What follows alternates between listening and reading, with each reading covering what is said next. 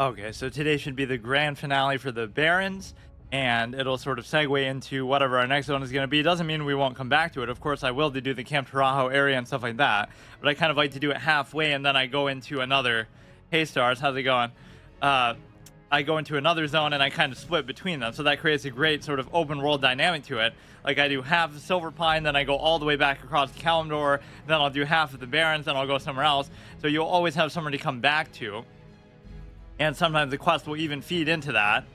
And so our characters have sort of gotten over. This is like the one RP series that I actually do, which is kind of good. I'm kind of out of touch with it. I used to do that with Skyrim and stuff, but sort of like organically letting it come from the story. So our pet died a few episodes ago, and we've kind of gotten over it a bit after drinking ourselves almost to death, like with all those episodes where I had to waste my money on alcohol, actually a good use of the in-game mechanic.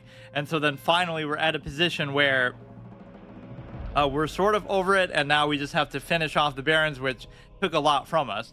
You look like a Wish avatar, uh, like a bootleg version of an avatar, kind of what trolls look like. You're right. I always used to make fun of trolls as like the shittiest race.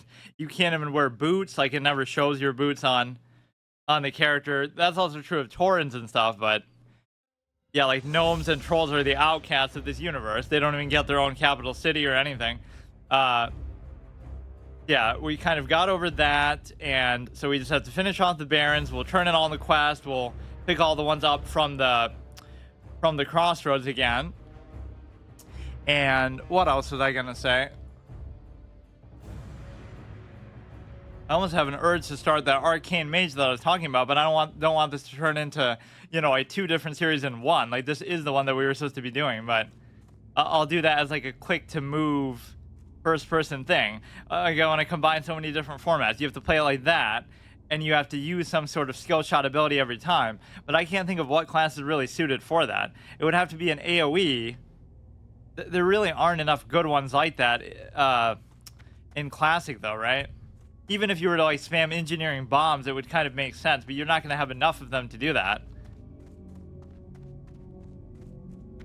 Yeah, we sort of have this impending ongoing adversary with the goblins. Like they're our biggest nemesis. Now that would be true naturally as a hunter or a druid, just because they're always ravaging the environment for money and oh, capitalism is evil and all this kind of stuff. Global warming fanatics beware. But beyond that, it's also the case of what they've done to me throughout the playthrough. Like they almost killed me multiple times. They killed my pet. What else happened? There was some other event that tied into that pretty well that I forgot to mention last time. We almost died a couple times at Boulder Load Mine, then we almost died at the Sludge Fen to the goblins each time. Then we lost our pet there. There was something else that they did. I can't remember now. Yeah, I think we've exhausted everywhere that we can sleep too in this area. So we kind of want to end off in Stone Town if I can. My inventory is not looking too good, and this has been one of the annoyances of the playthrough, but I do feel like it's pretty appropriate. I can always destroy stuff as far as a condition. Like these are the kind of changes you would have an add-on to make, not to make the game easier, but to sort of restrict it and make it more interesting that way, to make it actually hardcore, quote unquote. But I can't believe they actually did that, though. Like it's not a bad thing. It just feels kind of very. Okay, now that one I don't even necessarily have to do. My only rule for like going to another zone is that I have to leave off only with the quests that are going to be yellow and up. So if I don't get to level 22. Right, I could turn all these in and just leave off with that. But the problem is I'm not going to be able to do that because of the simple fact that, okay, let's make sure there's nobody who's not in the crossroads. Crossroads, Ratchet. We may as well, let's do the crossroads first, then we'll go to Ratchet after. How the hell did that aggro? The deterrence has been pretty fun. The one thing I can't really do at all is I'm not able to actually, what do you call it? I forgot. Or yeah, even this buff, like we're not allowed to take buffs from other people, but we can obviously take them from like our own items and stuff. And that could actually be very relevant. I keep forgetting actually what I'm going to say today. I don't have any bombs, which is a big question mark. You should always have bombs. You should always have potions. It is actually pretty hard in the context of now we're really probably never going to get a pet again. right? Not that that's a rule, but we can't get any of the same pets we got, and we'd have to have some really good RP reason to do it, so it almost feels appropriate. So this wasn't a no pet run, but it was just sort of the pet is treated in a different way where you're trying to tank for the pet rather than it tanking for you and stuff like that. So mainly we should just have stuff to turn in. Yeah, if we leave off on the yellow quest, that would be fine. What was the other thing that the goblins did? Oh yeah, that guy in Ratchet was trying to give me quests that would end my run. I was making fun because that one guy by like the blacksmith shop or whatever, he's like giving me 3 quests for the Wailing Caverns, and I almost accidentally pick one up in it, in a playthrough where it's supposed to be a completionist run, where whatever quest I pick up I should have to do at some point, not right away, but that is so stupid. So he's trying to end my run there, and they're sabotaging me every other which way. So the only chest I didn't open up for the centaur was the one here because I couldn't seem to get a key. So that almost feels like something appropriate to do, but I could always do when I come back to the zone. Like if you just look at this zone for a second, it sort of broke my character, right? We lost our will to live. We lost our pet. We had to become an alcoholic. We've been through all this shit. They're struggling every step of the way.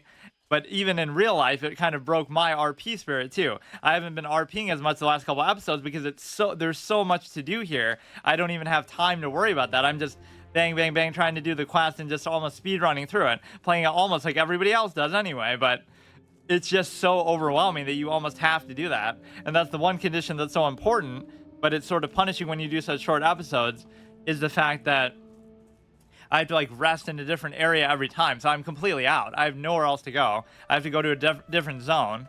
I could always come back even next episode if I had to, but I really don't want to do that. And the problem is a lot of these quests I'm going to get in the Barrens are going to be chain quests too. But they might be yellow, so that's fine. We have our duties. Hunter's duty to the Horde. Hello, do you have Barak's head for me? Well done. The Centaur are low, brutish creatures, but few have the wit and vision to lead, and those are the most dangerous. This almost sounds like something a human could say about the orcs. Like some of them have the wit to lead, like Thrall, because they're considered so dumb otherwise. Varag the Dervish. Now this might have been at the one that we were just talking about. I can't remember now. The Centaur Varag the Dervish wanders the Barrens and will be difficult to find. All you have to do is kill some random level 13 gray enemy, and he just spawns and yells, "Hey, I'm here. I'm gonna kill you." Right? That's what I even make fun of. I just kill one. I go into his whole area, right? Like the stagnant oasis. I kill one random enemy just because, and then he spawns. Like he's so hard to find, by the way. Oh yeah, I always like to do this too. That's such a stupid way to say it. But he is based at the Centaur command camp at the stagnant oasis to the southeast. Maybe possible to draw him to you. Travel to the oasis. It's not like it was a named NPC that you killed. It's just a random one. Near the command tent. It will be dangerous, but if you can kill enough. I only killed one, I swear. I went there for the first time and killed a single one. Then they should raise an alarm. Or it could be that somebody else killed them.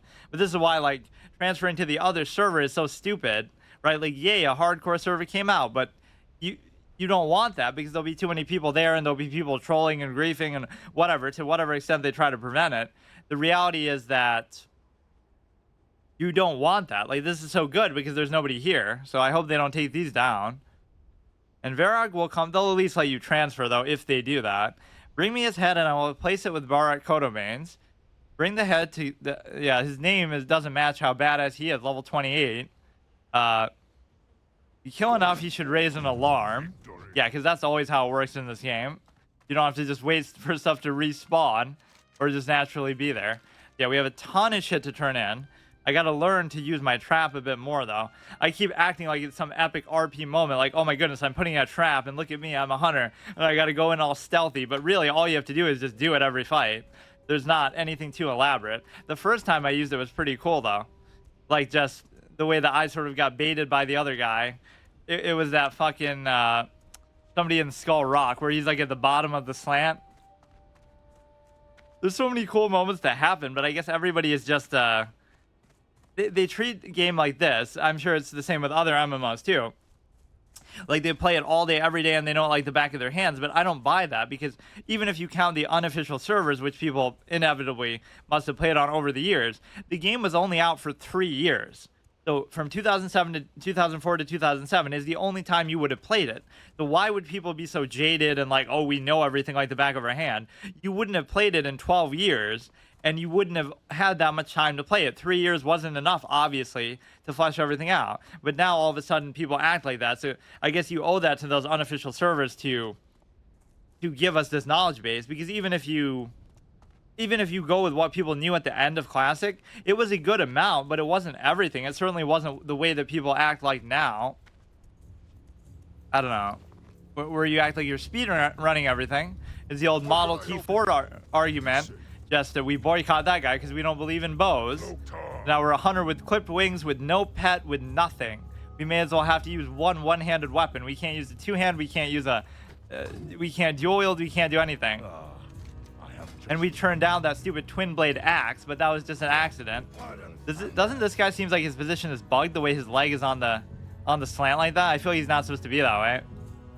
I haven't done much crafting or anything lately, and even though I have the copper, it doesn't matter because it'll turn. Oh no, it does actually matter because I have the cloth. Maybe I could, if I combine like two things, then I might be able to. What do I need to make it? Rough blasting powder and handful of copper bolts, which I don't think I have any on me. I just have too much junk, but I can't really get rid of it. I guess I'll just rely on the quest items. See, there are like 4 different types of episodes in this series. This is like an action-packed. We're going to just be doing quests and just getting shit done and leveling up and making progress.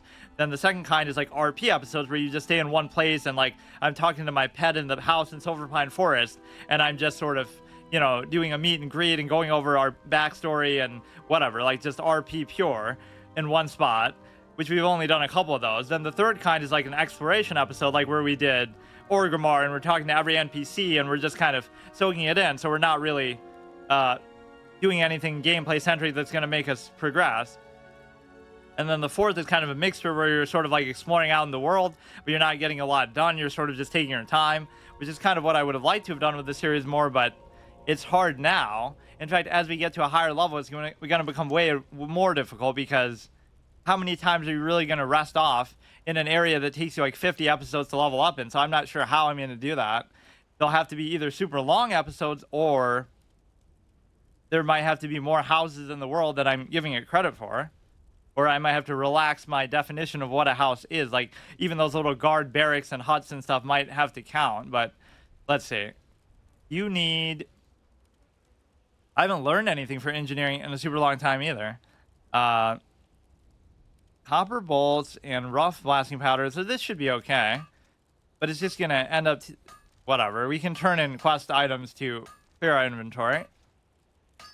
I have really enjoyed this series, though, but... it's not even that, like, I would say, you know, this isn't the RP right way to actually do this. Or, yeah, you should even have to look at that. And they'll be taking fire damage and die the whole time.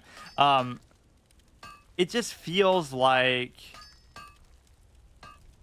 nobody would really take their time with the game. Like, pretend this was your first time playing the game. You presumably wouldn't do hardcore then, but that's always something I do. Like, I'm playing EverQuest for the first time, and it's permadeath. That's just my patented format, first playthrough permadeath. But even if you take that away, it's just like... imagine just taking your time with it and just playing it like normally. The only way I can explain that is because it's a multiplayer game, so people feel this egotistical, like, need to show off. But, like, what is there to show off? Like, just...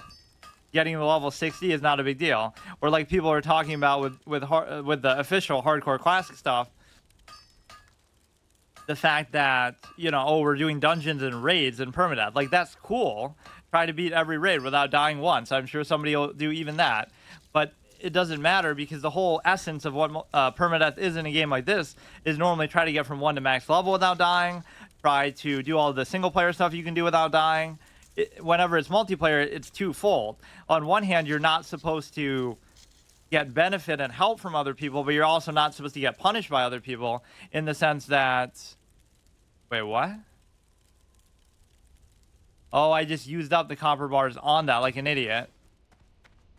I should have just kept them and it would have been fine. I could have always made 5 of them. So I don't like this situation at all. Well, I should take that off our bar because we no longer need it. And even all those pet things are kind of deceptive. Never get to use the stable master. I won't say that I'll never get a pet, but I don't feel like there's any reason to get a pet, right? So there has to be some in-story, in-character justification, like, whatever. We went to Silverpine and it was like love at first bite because we were so it's like one of those bad breakup things, and then you latch on to the next person you see, right? Like you have a really bad breakup, and then you immediately like fall in love with the next person you're having any sort of feeling for. So that was sort of like a rebound pet. And back get a cat. I can't get a cat because we that's part of my backstory. Is that's the one we lost as a kid. Our father killed it, so we're not allowed to get that. What brings you here? But so we can't get a cat, we can't get a raptor, and we can't get a wolf. Anything else we could potentially get. I almost want to get one. Oh, that's fine. It's just like all this random story that I come up with. But basically, I want to get a range one, like almost one of those serpents, but I think that'll have to wait probably. There are some in the Barrens, or whatever we get, we'll have to let them catch up to. We'll have to let them catch up to our level, which could be difficult. So there's a lot of penalty for it. In this game, is this game or real life? Yeah, that's how good my RP is, that people think I'm talking about real life in the game, not in real life. The times we live in our fickle. Okay, I've read that. Altered being, how goes your collection? Did you get the shells? Thank you. Studying the beasts of the area can tell much about the area itself. We shall see what tale these shells tell. Please accept my gratitude for your aid and perhaps use these coins. I find that I do not need them. Hamo Rune Totem. You have any pets in real life? No, I don't. The shells you brought me have a taint, one that I've never seen before. I'm certain the water of the oases is the cause. I can sense the confusion they cause in this land. It is as if the land dreams and cannot wake. The Welling Caverns must be the source of the taint, but before, yeah, it really takes you a genius to figure that one out. Before you go there, speak with the Rune Totem, man, I can't read today. The Elder Druid, I sent word to him that happening in the Barrens. Find him in Thunderbluff on the Elder Rise. Now, this one I love, because I can't, even if this is green, I can't do it, because it's in another zone, right? And that seems like it's missing a period at the end there.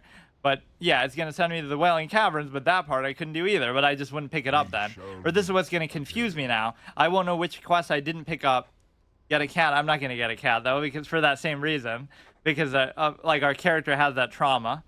So, like, it's permadeath pets in the sense that if a pet dies, whether it be in that sense or, like, the one that actually died was a wolf, right? Like, I even made this little art for it that's not actually that good in real life.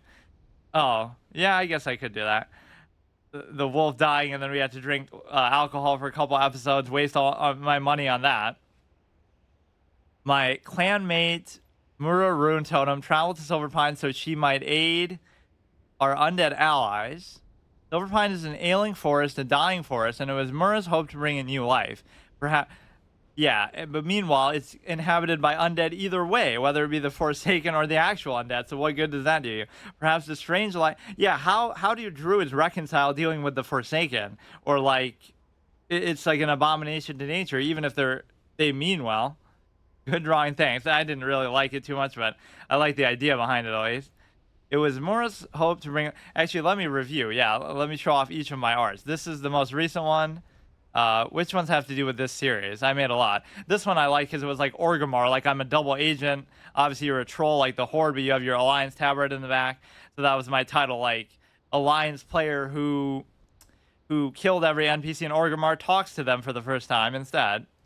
That one's not it. This was like a Chinatown. I don't think anybody understood this one. Like, whatever, there's like some conspiracy about water. Either you bring the water to Orgrimmar or you bring Orgrimmar to the water. If you know, you know. And then what else? That's Hearthstone. That might be it, actually. I'm not necessarily the greatest at making them, but it's just kind of fun sometimes. I've been expecting. Life here in the Barrens can help her work in Silverpine. Perhaps the strange life. Okay. Take a sample of the shells you gathered, bring it to Mura and Silverpine. We have all this shit. Yeah, I made those. Like, all this shit sitting for, like, years, dude. How long have we had this grizzled bear heart in my inventory, and I can't do anything with it because my bank is full?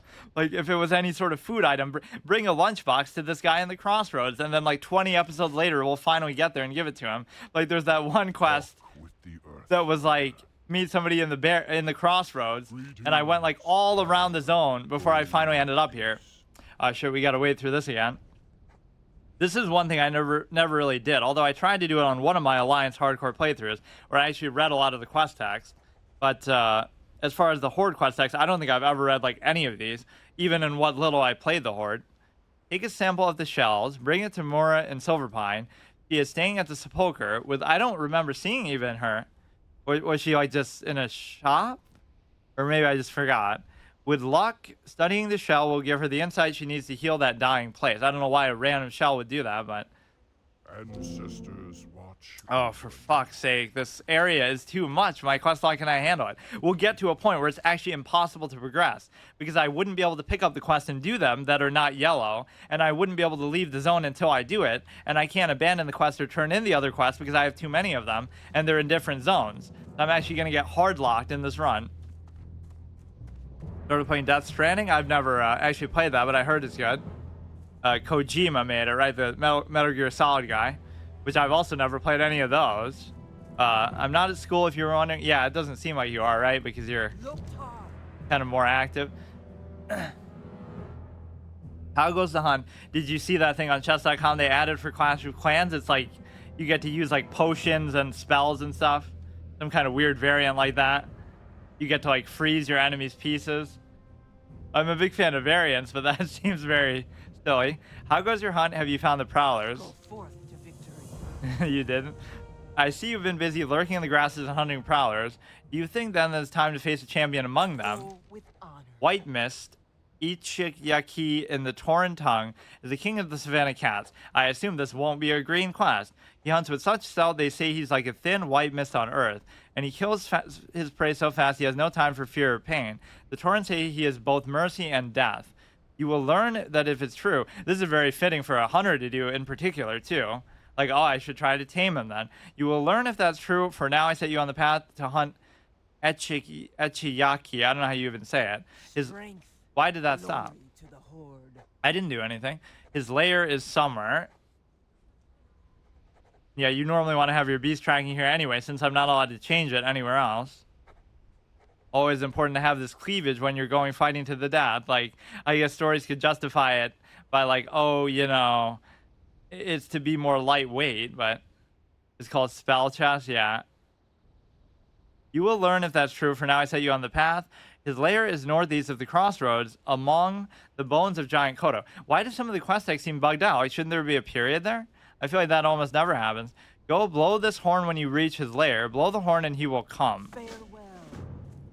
If only it was always that easy, am I right? What can I do? The great cat calls to you. Go with I play both games, Clash and chess.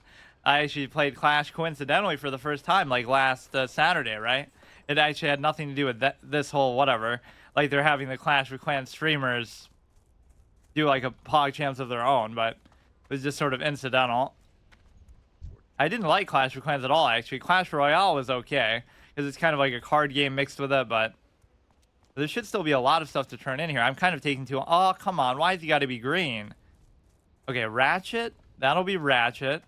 This will be Orgrimmar, which I could actually turn that in. In fact, I almost want to, because I have so little room for this shit. Like, that didn't even help anything, because everything keeps giving me another quest when I do it, so this is going to take forever. Stop playing Clash Royale. I guess my initial experience with Clash of Clans was just like, I didn't get what the point of it was. Like, it was too, like, nothing really stood out to me anyway. Certainly the business model was obnoxious for sure. So there might be actually a quest here that's going to be gray. Peace, friend. A sad day when you enjoy guns up more than that. You got to at least grab the player with some initial thing. So this I can't even do. That I can't do, or I don't have to do. I guess I could. Now that my ignorance of the yellow quest is going to hurt me, because then, like, where else would I have quests to pick up? Basically just Ratchet. We have too many here, man. I can't do anything. So I'll have to go to the Ratchet and then come back again. Yeah, I tried that like a couple weeks before that. And the only bad thing about that is the asynchronous aspect. But if it was actually on command, like where you fight people, which I sometimes did, it was actually pretty fun. It's the kind of game I would normally make fun of, like, oh, it's just this mobile clicker game. But it was actually kind of good. It's about to go offline, though, I think in a couple months, which is part of the reason why I played it. Oh, look what a cool visual you have there. So my quest log is full. My bags are full. My heart is full of sorrow still from like 3-4 episodes ago when I lost my pet. I'm actually about to upload that episode now. Tonight, probably. I don't know if I should use that thumbnail because I wasn't too happy with it, or I'll just use the one of me like kneeling before the spirit healer. This whole YouTube thing is definitely new to me. I never used to care about it. You want to play PTSD Simulator, not the actual name of the game? What is it that? What is the name of the game? So here we could do the Stagnant Oasis thing. This is actually surprisingly close to Ratchet. I didn't realize it was that close. Is there something that I could maybe sell that I don't care about? Or, I mean, I don't really have to pick anything up. Like, I don't really care at this point. We have enough money. I'll just learn a couple of spells when I get the chance. But this is the thing. I don't want to get to level 22 today, but I might have no choice. Even when I'm avoiding rested... Oh, I gotta get those. Even when I'm avoiding rested experience, it's basically a case where I still am leveling kind of too fast for what I'm doing because my pacing is just so slow. But it's not like I'm even grinding much, or even when it feels like I'm doing that, I'm just sort of doing quest completionist stuff, which basically just means that you're able to, you know, you'll end up killing greys and, you know, just all kind of stuff that's not even giving you experience. Enlisted. I've never played that. Or what was that game that people always told me to play because of its psychological thing? And they wanted me to do like a psychological analysis of it, because back then I would do stuff like that, like the Jodi Arias trial. I should remake that, actually. That was one of my favorite things I did like that. And you have this clown JCS guy who does like these very low caliber things. Like, mine was always better than that. Like, he'll play like 30 minutes of a thing, and then he'll say one thing. Did you notice that they scratched their nose? That's a sign of guilt. And then he lets it play for another 30 minutes. I hate that kind of stuff. But, yeah, Spec Ops. Spec Ops, the line is supposed to be like very psychologically deep or traumatic or whatever. It's a good game. I should try it. My whole paranoia, like with what I do on Saturday, is I always try to play something that's about to go offline, just because I feel like I'll never get around to it otherwise. Do I do psychology? I used to do a lot of stuff to do with it, yeah. Not so much here, or on this channel, but yeah, that was my major.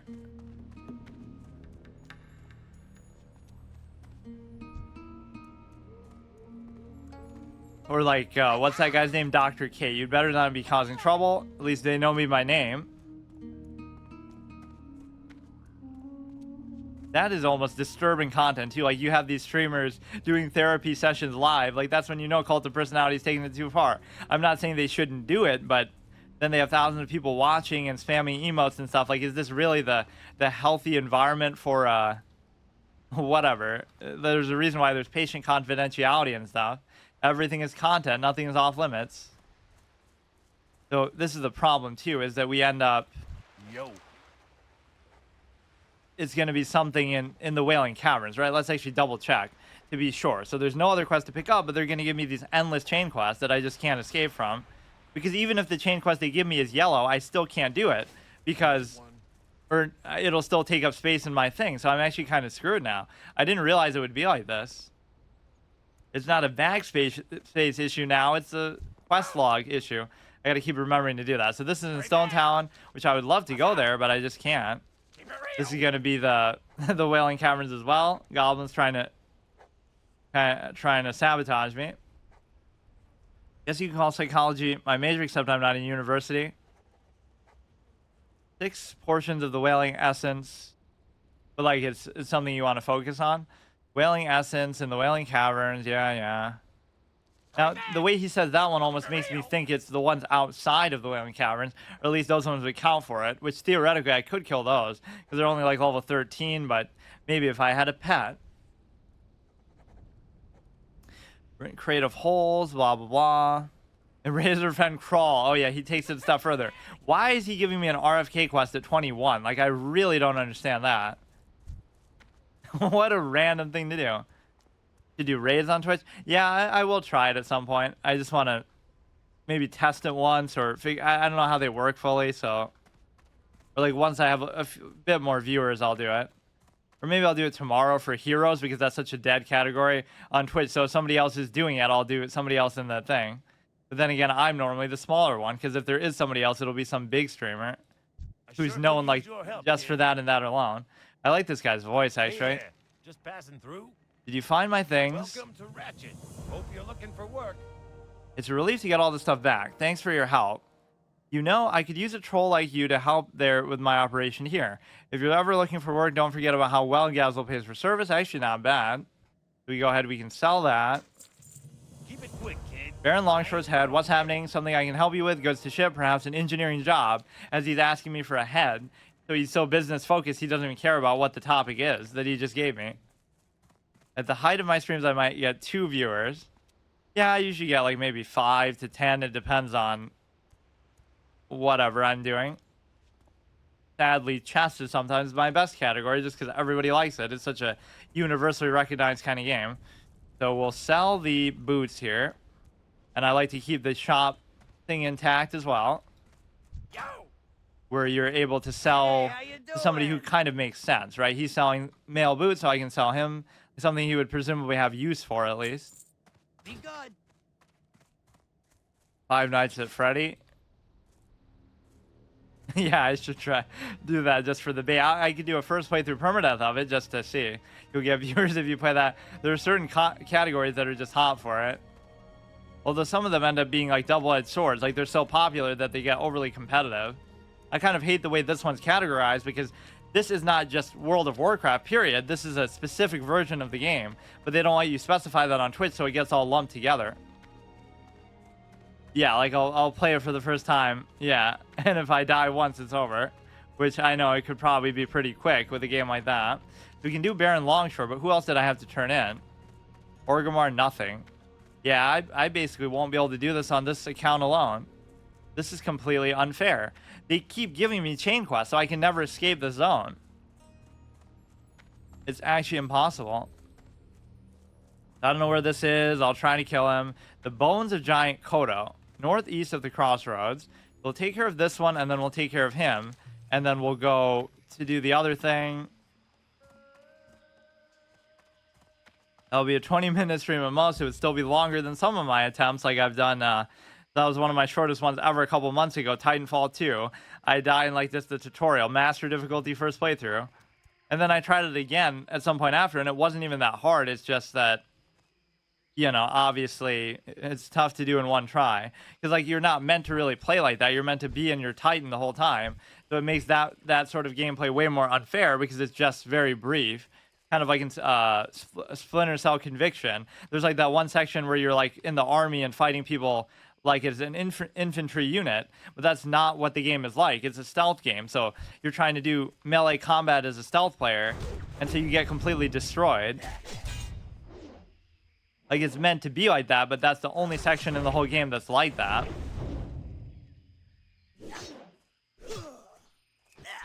I never did actually finish that. I probably should.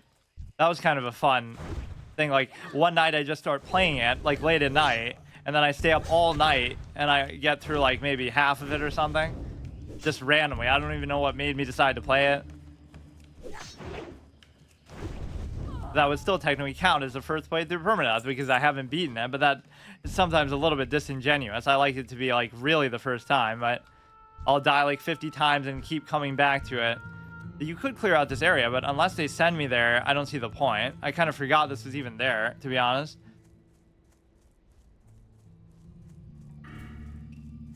So I can't wait till we get to level 30. I don't know why they even did this. So we can finally have a secondary attack thing. Like you have a more complex melee experience than arguably a warrior and a fucking, or like even similar to a warrior and a paladin. Just because, okay, where is this clown? Kind of vacillates between all these different ones. But last time at least he was on there. This is a golden rule that I never like to break, where like you know, you don't really like to skip enemies along the way, but when they're this low level, how could it possibly hurt? Recommend Five Nights at Freddy's, lots of fun. Yeah, I should try it at some point. There's a lot of games, very well-known games that I never got around to playing. It's almost like I want to save them for a special occasion, like, you know, Undertale I haven't played, Deltarune, or even when I do play stuff, I never beat it. There he is. Or this would have been a perfect option to try to... what do you call it? But like this is actually a dark iron dwarf. You wouldn't really think of it like that, but are there actually that's interesting. Are there any regular dwarves here that means? What's the other one? Like I'll never beat, you know, I didn't beat Fallout 4. I've played it, or like I haven't beaten Skyrim in like 1,000 hours of playing it. Now here's a good time to do deterrence. Go all Batman mode and keep doing the little deflection, but you arguably shouldn't try to kill him first. We've killed him like 3 times already because we've been through this area to do other quests. So that's what's sometimes silly about the quest design of Classic, as good as it is still. Like, they'll send you to an area, go kill 10 brigands, then come back. Then go kill 10 cannoneers, then come back. Then go kill the named NPC, then come back. Then go open a chest, then come back. Then go sprinkle something in the water. Like, they'll all be things you could do in one shot, but they want to keep letting you sort of progress through and sort of earn the right to do that. But yeah, look how immersion breaking that is. His head's still on there, so how could you have taken it off? It's not accurate. 0 out of 10. Five Nights at Freddy's movie comes out 10/27/23. I didn't even hear about that.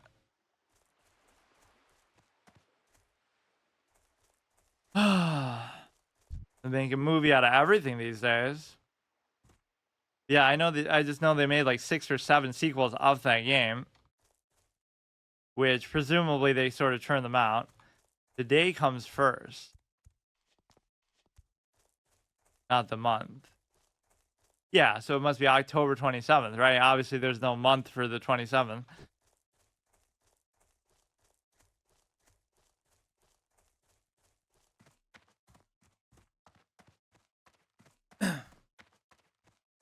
So what else can I do here? We did that. This guy's going to be right here.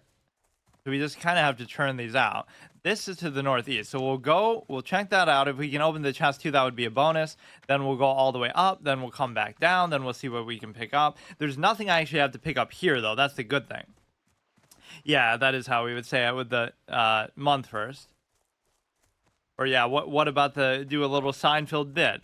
What about this Fahrenheit Celsius system?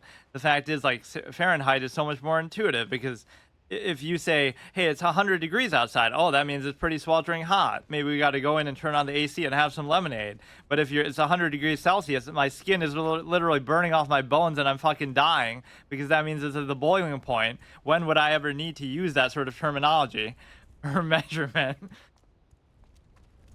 So it's not as good for everyday usage, I guess you could say.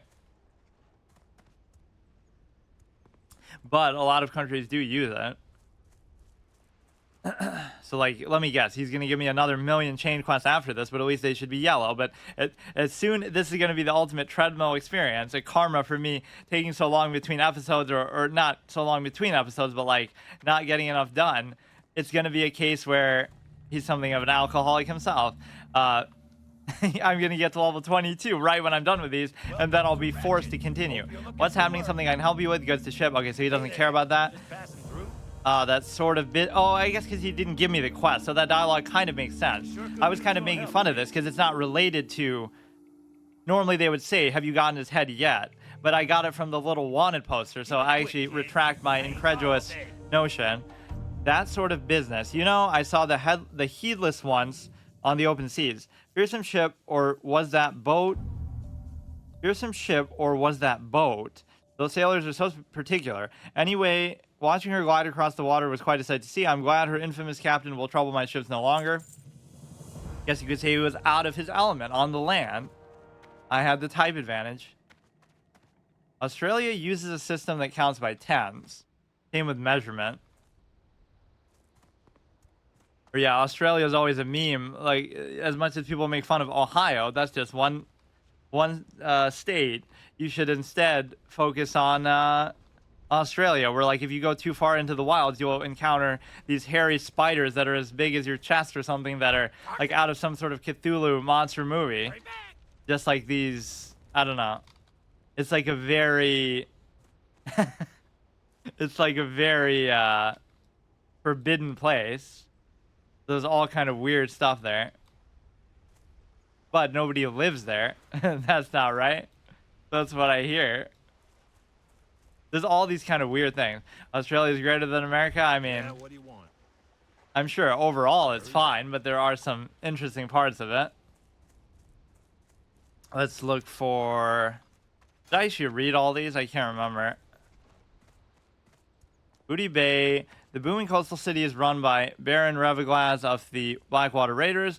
Mortal enemies of the Bloodshare Buccaneers are part of the Steamweedle Cartel. Trading post is run by the Goblin Steamweedle Cartel. Sits in the crossroads, Winter Springs main trade routes.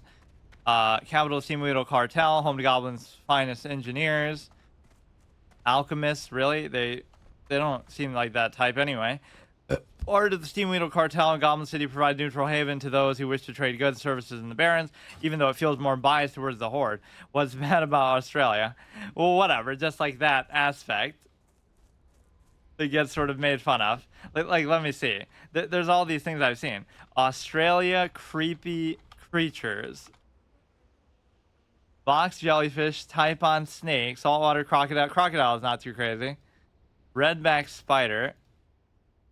Spider snakes, land of nope. And here are 40 pictures. It's obviously just a joke, but everywhere has some issues. I don't know where the Ohio meme thing started, but people so overuse it. Land of what? It was some article I looked up.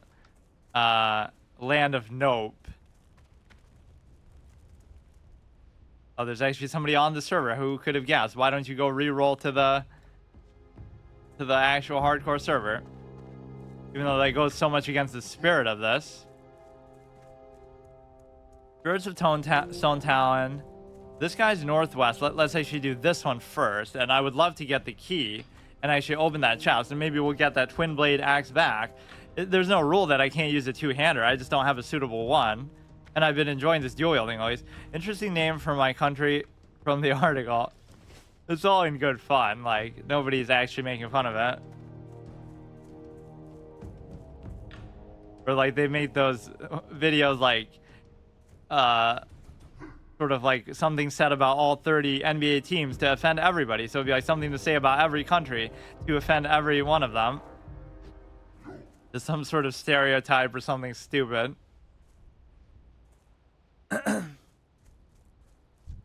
Okay, so here we get a little rare spawn that could potentially kill me. And the real danger here is I don't even have the stun or anything, so I probably shouldn't do this. And it's to the point where it's hard to even aggro them. Like, how could I do this without a bomb?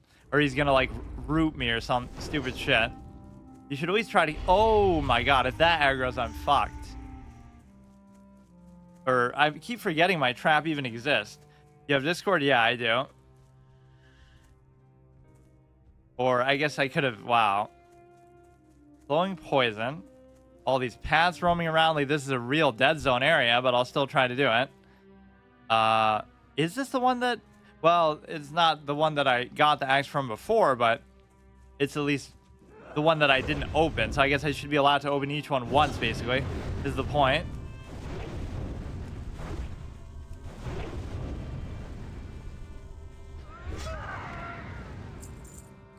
This is a little bit too close for comfort, and randomly he'll just run in my direction. Okay, I'll add you. I don't really use it too often, but here you would be trying to... I do want to kill that guy, but it's kind of just hard to even get in there. Or use that stupid poison on me. I guess I could try to do it from here.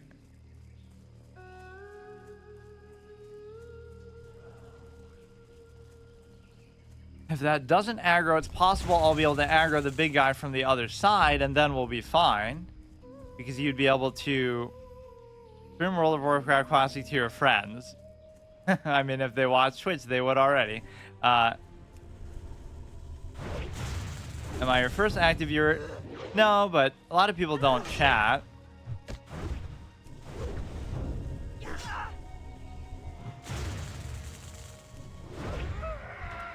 So you go here, and then maybe I should do that now. Hang on. Yeah, I might not add you on PSN for a while though, because I never use it, because it's just whatever. Like, I don't even have it set up. I forget how you even do this. Go here. Stars 1386.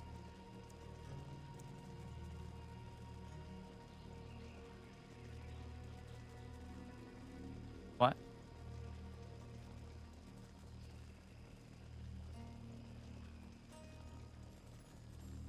success. Okay.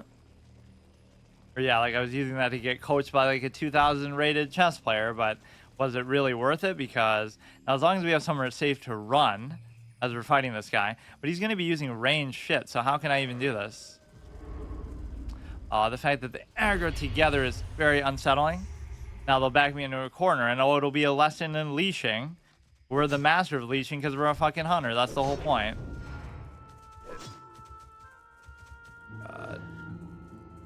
Like I have a potion, I have all kind of stuff, as long as he doesn't use some net ability or something. Like, you'd like to kill him first, the other guy, but it's just very hard to do it. These guys with the dogs are always in the wrong place at the wrong time.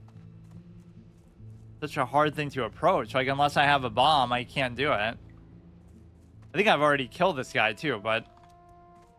Rare spawns are anything but rare in this experience, and it's kind of fun, actually, because you finally get to see some that you otherwise wouldn't.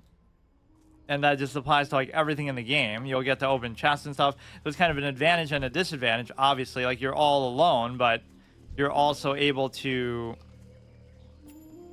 Jesus Christ. So I'll go in here and I'll kill this guy, and I'll potentially die, just to be clear. Now, we'll be able to do this, and then I don't want to actually... I don't want to actually fight the other one. I want to reset, and then we'll fight it. Using that wing clip DPS, or now he summons the guy too. Yeah, look how easy that is. We kill 2 people, and then he's already flipping out and already summoned.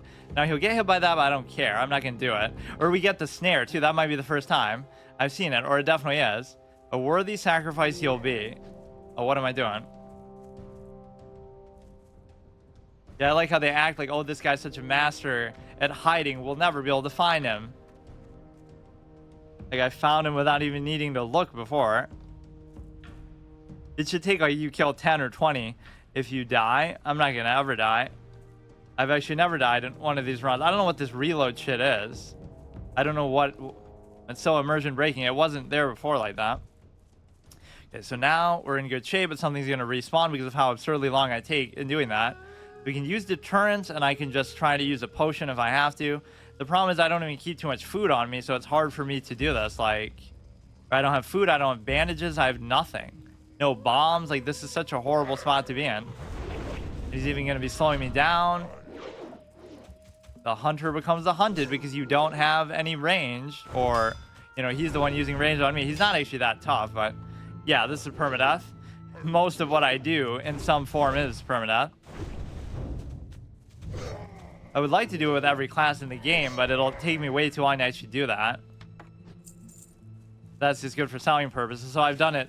I'm kind of 3-0 so far. This is the 4th run I've done, and so I'm undefeated. Never died in the context of permadeath. Obviously, I've died in the game on other characters, but I did a priest, warrior, rogue, so hunter.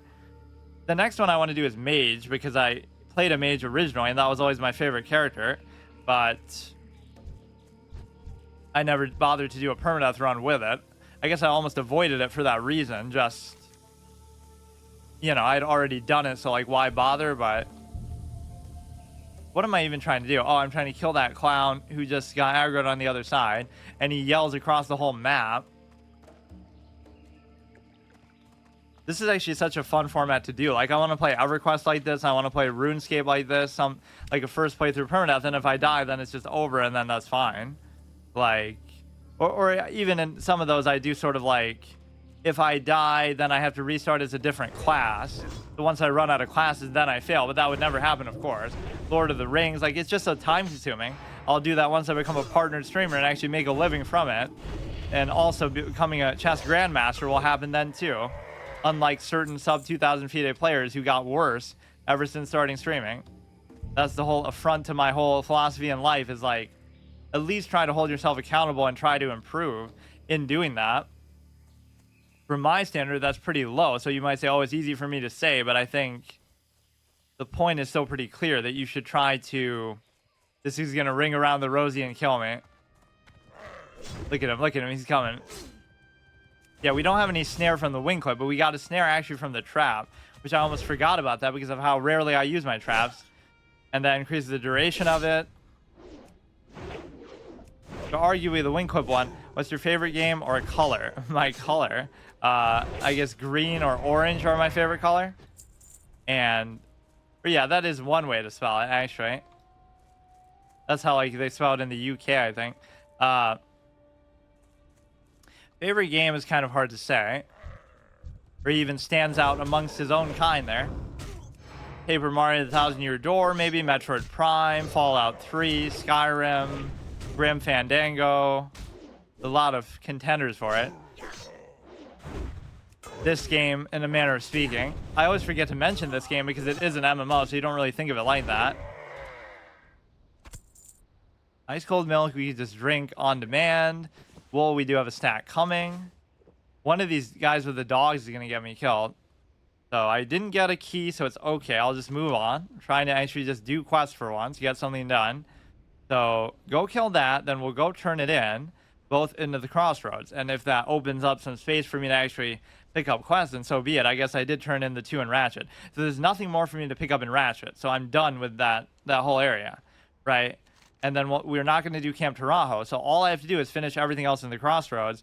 The only other quest I can think of is the one that was like the escort quest in the sludge fence. So maybe that should be the grand finale, taking revenge on the goblins again. But I'm very scared of that zone, so that could be risky to do. I almost died there actually before too. So it's okay if I fail the quest. I can always try it again, but is it said Z or Z? Is what said Z or Z? What is that? What happened? That's a complete bug. These aren't even supposed to be here. This is why I love having this stuff on video. Like, what was that moment? Just random plane strider appears. Pokemon reference. I say it's Z, but yeah, I don't know who says it's Z. There is something to that. Or what is this? Like, they just spawned a pack of them, and if you fight any of these, they might all aggro together is the whole point. Or even if you aggro him, he might do that. That I can't open at all.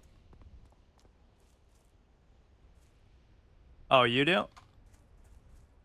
I'm an escort. Well, there's one quest where you have to do that. Those are sometimes the most annoying. That could be a permanent failure condition too. If you let your escort guy die, I'm almost nervous to try that. I won't do it unless I have some bombs. So what would I need to be able to make them? I needed like copper bars, which I can still make. Wait, I'm so confused. Where did I didn't have copper bars, but I made the copper bars into something else. Now, oh, I have to do that in a separate menu, obviously smelting. So I have to smelt that into there. As long as I have a couple bombs, I can do it. You know what escort is another name for? Yeah, like a prostitute, but not exactly. Yeah, it's almost just as annoying to me.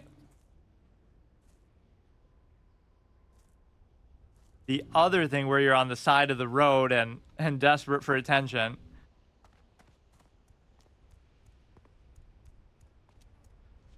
Hoping you don't get noticed, in one case by the police, in the other case by whatever random enemy spawn. That one guy in Silverpine was hilarious. He's like, oh no, the wargs are coming to attack us, and he's RP walking, and like they just spawn right in front of him, and he walks right through. Like, just the way they show that is so stupid. Like, you could just walk around a little bit. But no, they always cause them to just spawn in the road. Like, there's nothing here, it's peaceful, but then you bring an escort NPC, and oh my goodness, everything in the wild of nature comes to completely destroy you. You hear what Berlin women can do at public schools? No. Public pools. Be naked, maybe?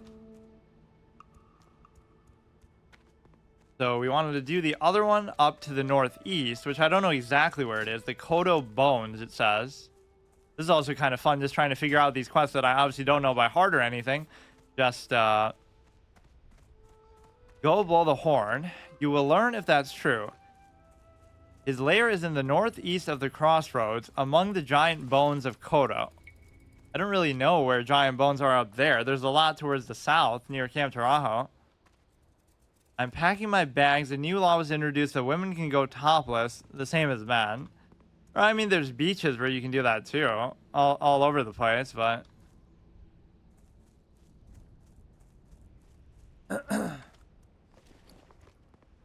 I still don't know what this burning blade thing is. Like, I never got a quest for it. I never abandoned a quest for it. So I don't know what I'm supposed to show. Like, if you look through my quest log, there won't be anything that references that. Let's just make sure there's no other weird, like, see, this is technically a Barrens quest, but I don't have to do it unless it becomes green. But then I basically will be, I swear my thing is bugged out. He's in Thunder Bluff, which is good. We'll save those for later. You're not 18, it's not legal. Oh. Things delivery. The old stimuli acme argument. How arbitrary those restrictions can be. Some countries, it's like people get so self-righteous about it, basically like, oh, Chris Hansen kind of stuff. But in another country, it would be perfectly acceptable. So it's just more a cultural thing than a, you know, absolute legal. People treat the law as though it's just fact. Undercity, I'm not going to do. I'll have to do like a full episode for each of those too, where I talk to every single NPC. And Thunder Bluff kind of scares me because I'll fall asleep and ignore, you know, not pay attention, and then I'll just fall off the side. Prodigal Lich, okay, that's nothing relevant. Now we see where Chen's empty keg actually was in one of the Kolkar camps, but I don't know what you're supposed to do with it there. Stone Town and nothing. Like, how can this still be yellow? Like, what does that mean? We've been here for so long. Yeah, I have no idea actually where this is. Northeast. Unless it's like really close northeast. But it also says it's a layer, so. Is that going to be where these guys are? I mean, that's a very vague instruction. I'm sure that. Whatever. Well, I'm sure we'll come upon it. Or sometimes these sorts of enemies just wander around a bit, so it does take some skill in hunting. And they won't even be there. You'll have to still contextually summon them. What's something you would like to know about Australia? What's the drinking age? Probably 18. Yeah. Here it's actually 21, although I guess it's just in my state.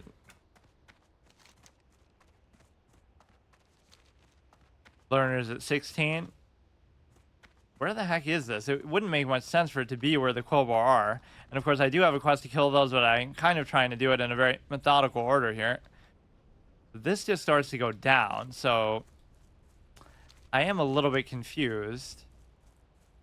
It could be somewhere around the mountains here. We can track beasts, you see, but we can't track invisible ones that aren't there yet, where we have to blow the horn. And we also can't track the dead beasts, like the Kodo bones. You just have to figure it out. 21 is... No, I think there's some states where it's lower, actually, but I can't think off the top of my head. New York is strict in a lot of stupid ways. New York sucks. California sucks. Or that could be Kodo bones, but that's kind of too small, isn't it? Anything else? Who is the Prime Minister or President of Australia? Actually, I have no idea.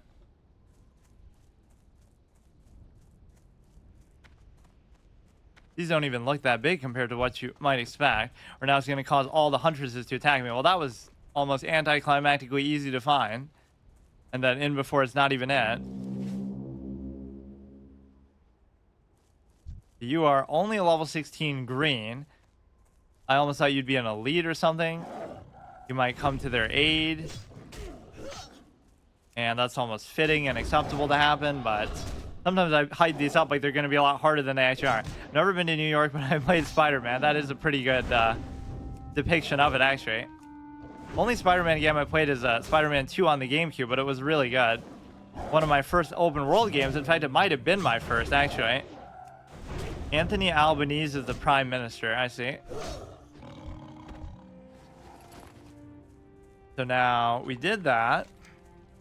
We get to turn in these two, and then we can pick up as many as 4 quests. So there's at least 2 to 3 that I have to pick up there and have to still do. Potentially. Maybe they're all yellow, but we're inching closer to the thing that we have to do.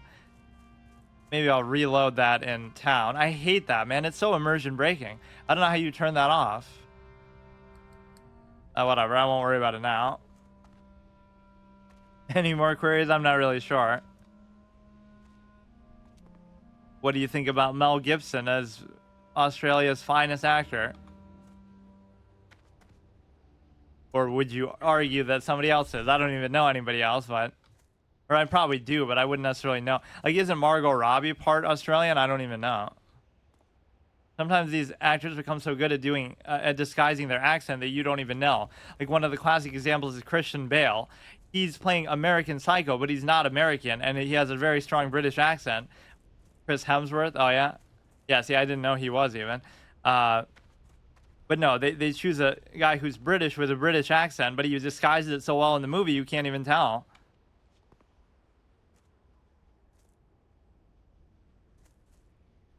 And that goes down as like this iconic, such a memed on movie that everybody just loves. The real hero of that was the director. She fought for him to be in the role so much that she almost got fired over it, or she did get fired over it, and then they ended up rehiring her.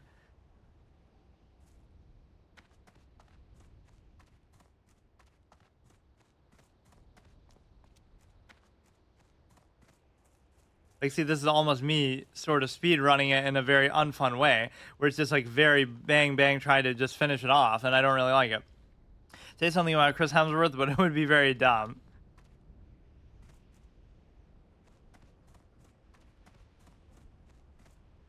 But yeah, like, what's the best Australian movie ever? In fact, I've seen movies from all around the world, because that used to be something I loved to do, and I was even a film critic for a little bit. But I don't know too much about Australian cinema to think of it.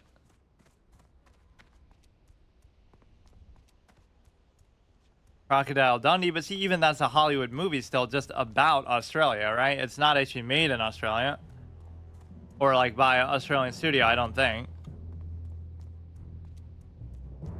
And India is one that I always make fun of. They just churn that out. There was even some promotion like, oh, you know, India makes the most movies in the world. Yeah, but it's quantity over quality. That doesn't mean that they're good. Like, they're bragging about how many they make. The Great Cat Calls to You. Yeah, from my nightmares and PTSD as a kid. Thanks for reminding me. Gotta rub that one in our face again. You've beaten Echayaki, and though his days of hunting are over, his spirit is with you. He will show you the strength found in subtlety and the honor and mercy. Your path is still long. Let's hope you stride it well. So basically, you'll never let me escape this the rest of my life. The hunt deepens. Now you must defeat your prey, and then wait on your... What? You must defeat your prey, then find your way to its lair. Hunt the sunscale raptors to the south. Slay them and remove the feathers they wear. Place the feathers on Scytheclaw Nest southwest of Stagnant Oasis. Show them you fear... Show their brethren you do not fear them. Kill the sunscale raptors, take their feathers, use the feathers on 3 Scytheclaw's nests. Strength. And that one is not yellow either. Probably something like Danger Close. I'll have to see it.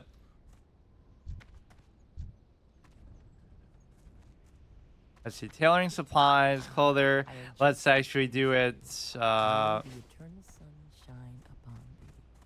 Some kind of a leather working type guy.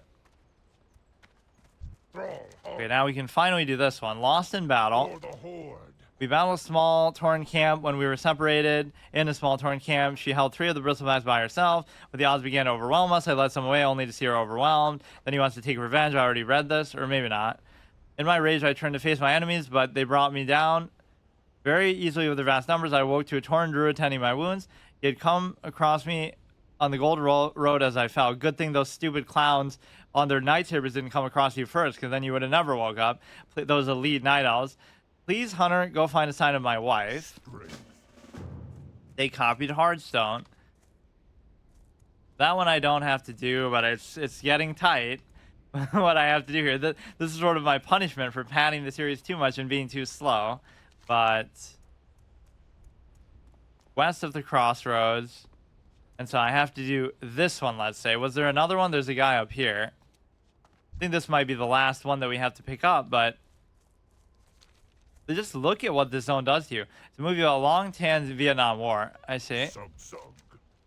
Welcome to the crossroads. My name is Thork. I lead the defenses here. There are many threats. If you become familiar... Oh, my God. If you become familiar with the lay of the land, speak to the others here. Perhaps they have tasks for you to do. Yeah, a few too many. Please feel free to make yourself at home as long as you mind your business. No one should have any problems. By which I mean talk to everybody and do something for every single NPC. Disrupt the attacks. All the Quillbars are enemies. Some just prove more of a nuisance than others. The Razormane tribe has been attacking our supply lines from Duratar, causing us no end of annoyance. I have scouts seeking the leader of these raids, but until then, any losses you can inflict on the filthy pigmen, first time we've heard them referred to like that, would aid us.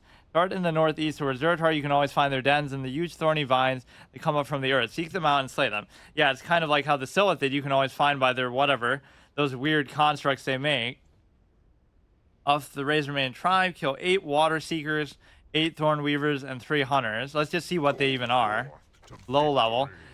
Supplies for the crossroads, the attack, or actually, let's not even bother. But see, at least that one won't give me experience, so it won't matter. But it'll give me like a million chain quests. Good morning, Vietnam. Paranoid intro starts.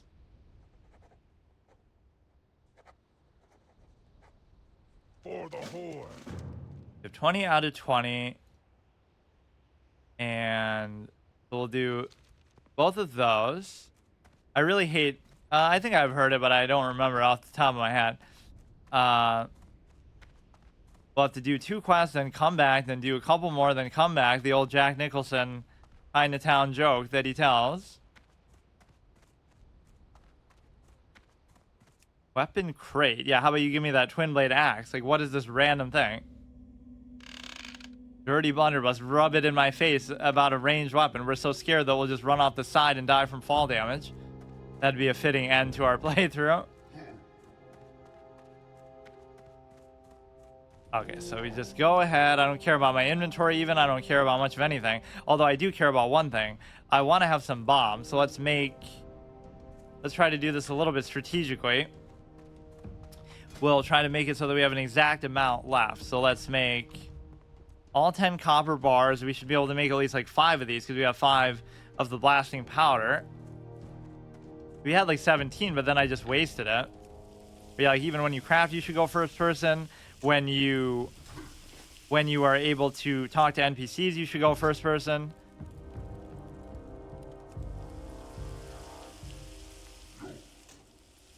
You did marketing for a job? Yeah, that's what I do a lot of the time.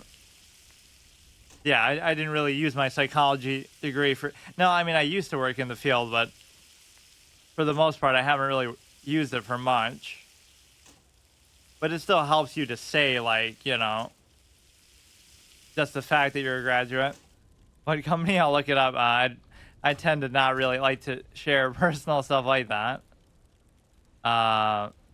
You can only make 2 of those, which is kind of dumb. But that might have to work for our little sludge fen expedition. That's fine. Arclight spanner, crafted light shot, handful of copper bowls. Now, is that going to be the difference? No, it's going to be rough blasting powder, rough stone, which I haven't gotten mines in a while. In fact, I've barely gotten any here at all. It's just... Or you know what I should do is I could just empty out some of these bandages for what they're worth. But then again, you're going to need the linen. I don't know. I just don't have enough space to do anything. So where exactly are they? Sunscale Raptors to the south. And then this is... like to the northeast or something. So see, you might even question, like, why am I doing great quests? But it's more like I'm just trying to do every quest that I can. Razorman tribe attacking us. I have scouts seeking the leader of these raids. Start in the northeast towards Duratar. There's obviously going to be this one, or there's actually another one, I think, even closer, but this should work. Do I Trump as president? I mean, I was kind of indifferent, but I feel like people have given him too much credit and attention by acting like, oh my goodness, you know, like overreacting to him. If they don't like him, they don't have to vote for him, but they made it such a big fuss. Now, a lot of people like him just in contrast, you know? Like when you tell people they can't like something, they like it more.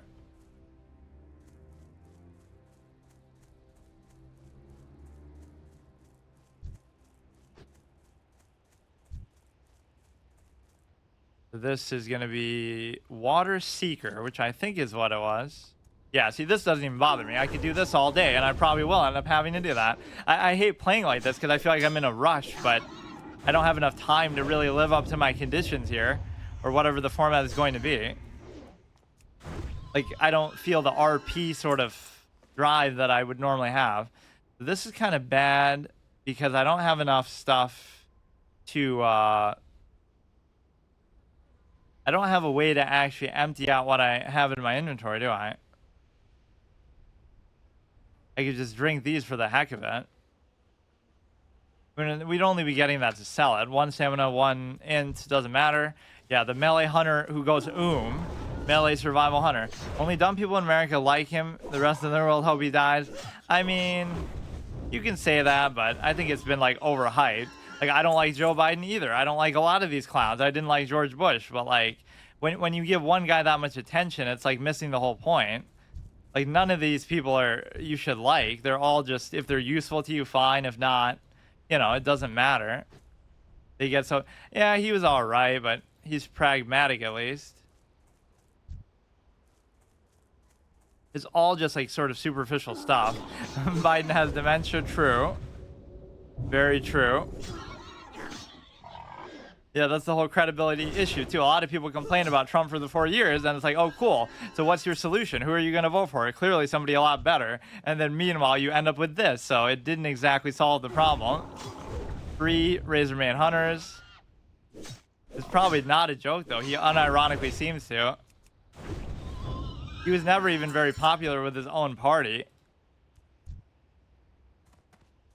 Yeah, these are not very threatening, but that could be famous last words. You'll let like 1 million of them aggro together.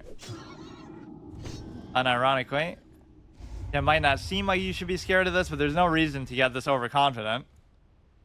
Opinion on gun laws, or turn this into a debate format, why not? This is such an episode that I almost would do it like that. Which is not normally how I like to play this, but yeah, what do I feel? I feel like it should be pretty open-ended, but the best way to do it is it's sort of a state issue. So state by state, they can have different laws. But no, I don't like all the stuff that people say like lately, where there's like every time there's some sort of mass shooting or crime, like they want to blame the guns, not blame the people.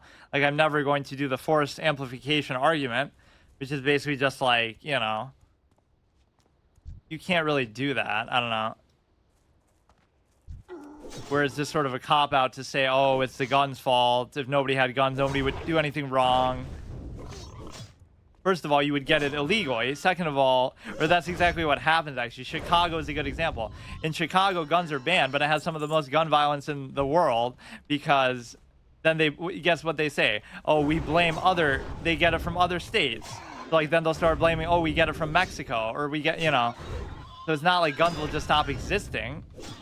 And one mass shooting in Australia, we banned guns. You don't see armed officers. Yeah, but it doesn't mean that crime... It's more of like a spectacle argument. That doesn't mean that crime is necessarily lower. It's just... I don't know. I don't really buy it, but... It's also hard to compare to like European countries who have done that because they're a lot smaller in population. So if you're going to judge it like... You know, a country with 300 million plus people, there's no other case example of such a country with such freedom when it comes to firearms either. Unless it would be India or China or Russia. You think?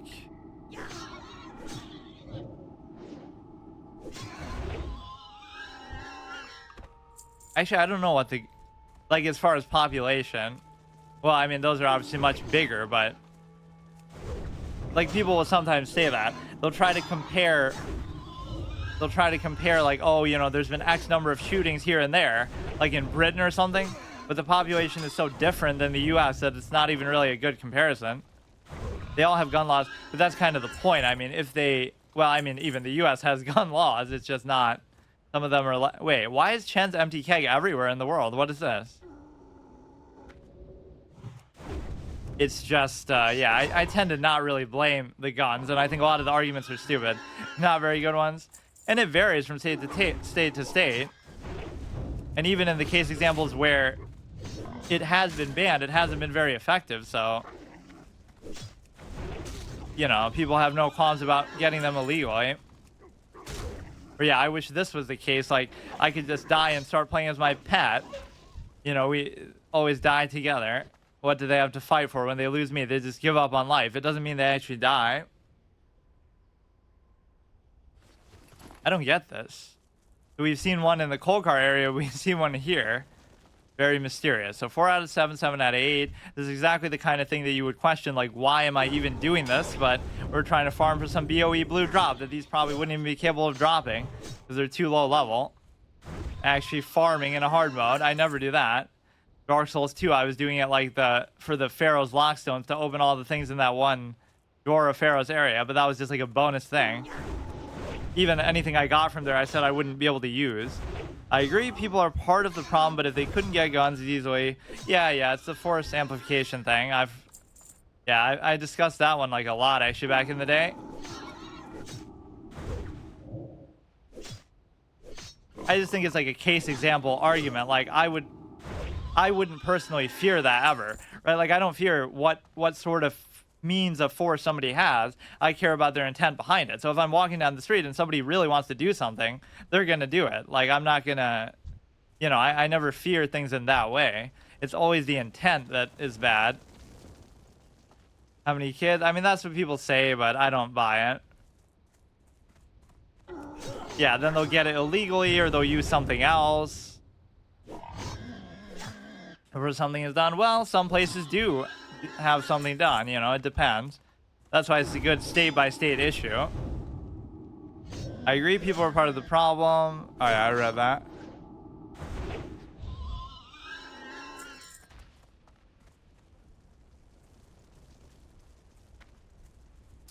So here we have how many more? Thornweaver and Hunters. We're saving the best for last. But this could be very dangerous and I shouldn't even do it, but getting scared by level 11s. Getting heated against level 11s. But again, fighting 301s is kind of a stupid idea. Actually, I'm always very disappointed by the low amount of damage that Mongoose Bite actually does. A knife, I don't see that happening. I mean, crimes still do occur everywhere. Like, that's not a question, but... Okay, see you later.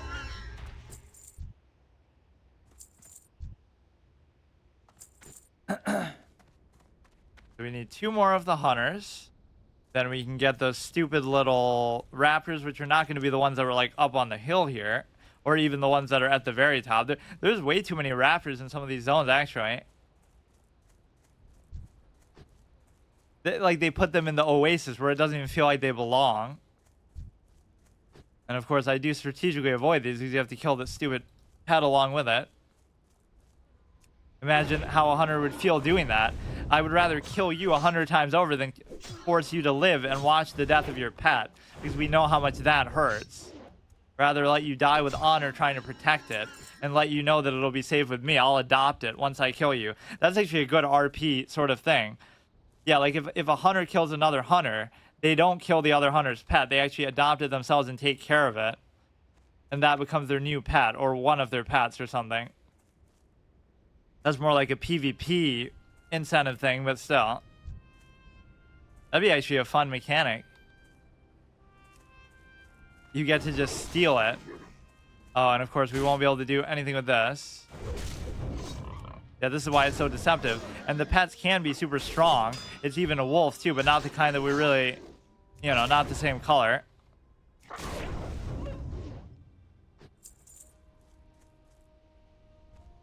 Yeah, there was some analogy like that I actually said back in the day. Like, yeah, I could be walking down the street, and if somebody wants to do something, you know what I mean? Like, whatever they use to do it is not in question.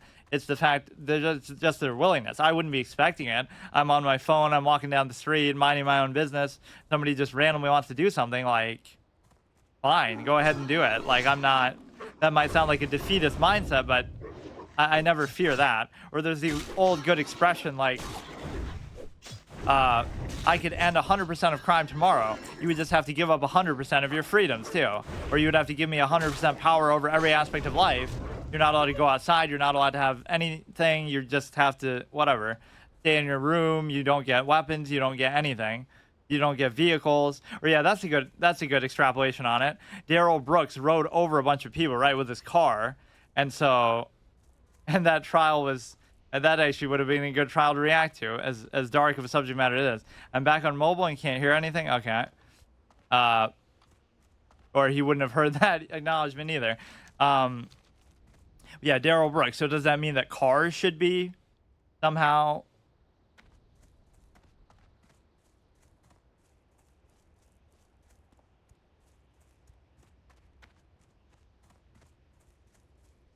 does that mean that cars should be banned? Because, oh, so many people, they can cause such an insane amount of damage. So it's very hard to argue that. If you assume, you might say, oh, cars aren't made to do that. But also guns aren't made to do that either, where they just, kill innocent people or do whatever, commit crimes with them. That's not what they're made for. So if you assume everyone's intent is bad, then nobody should be able to have cars either, because they could do horrible things with it or various other things.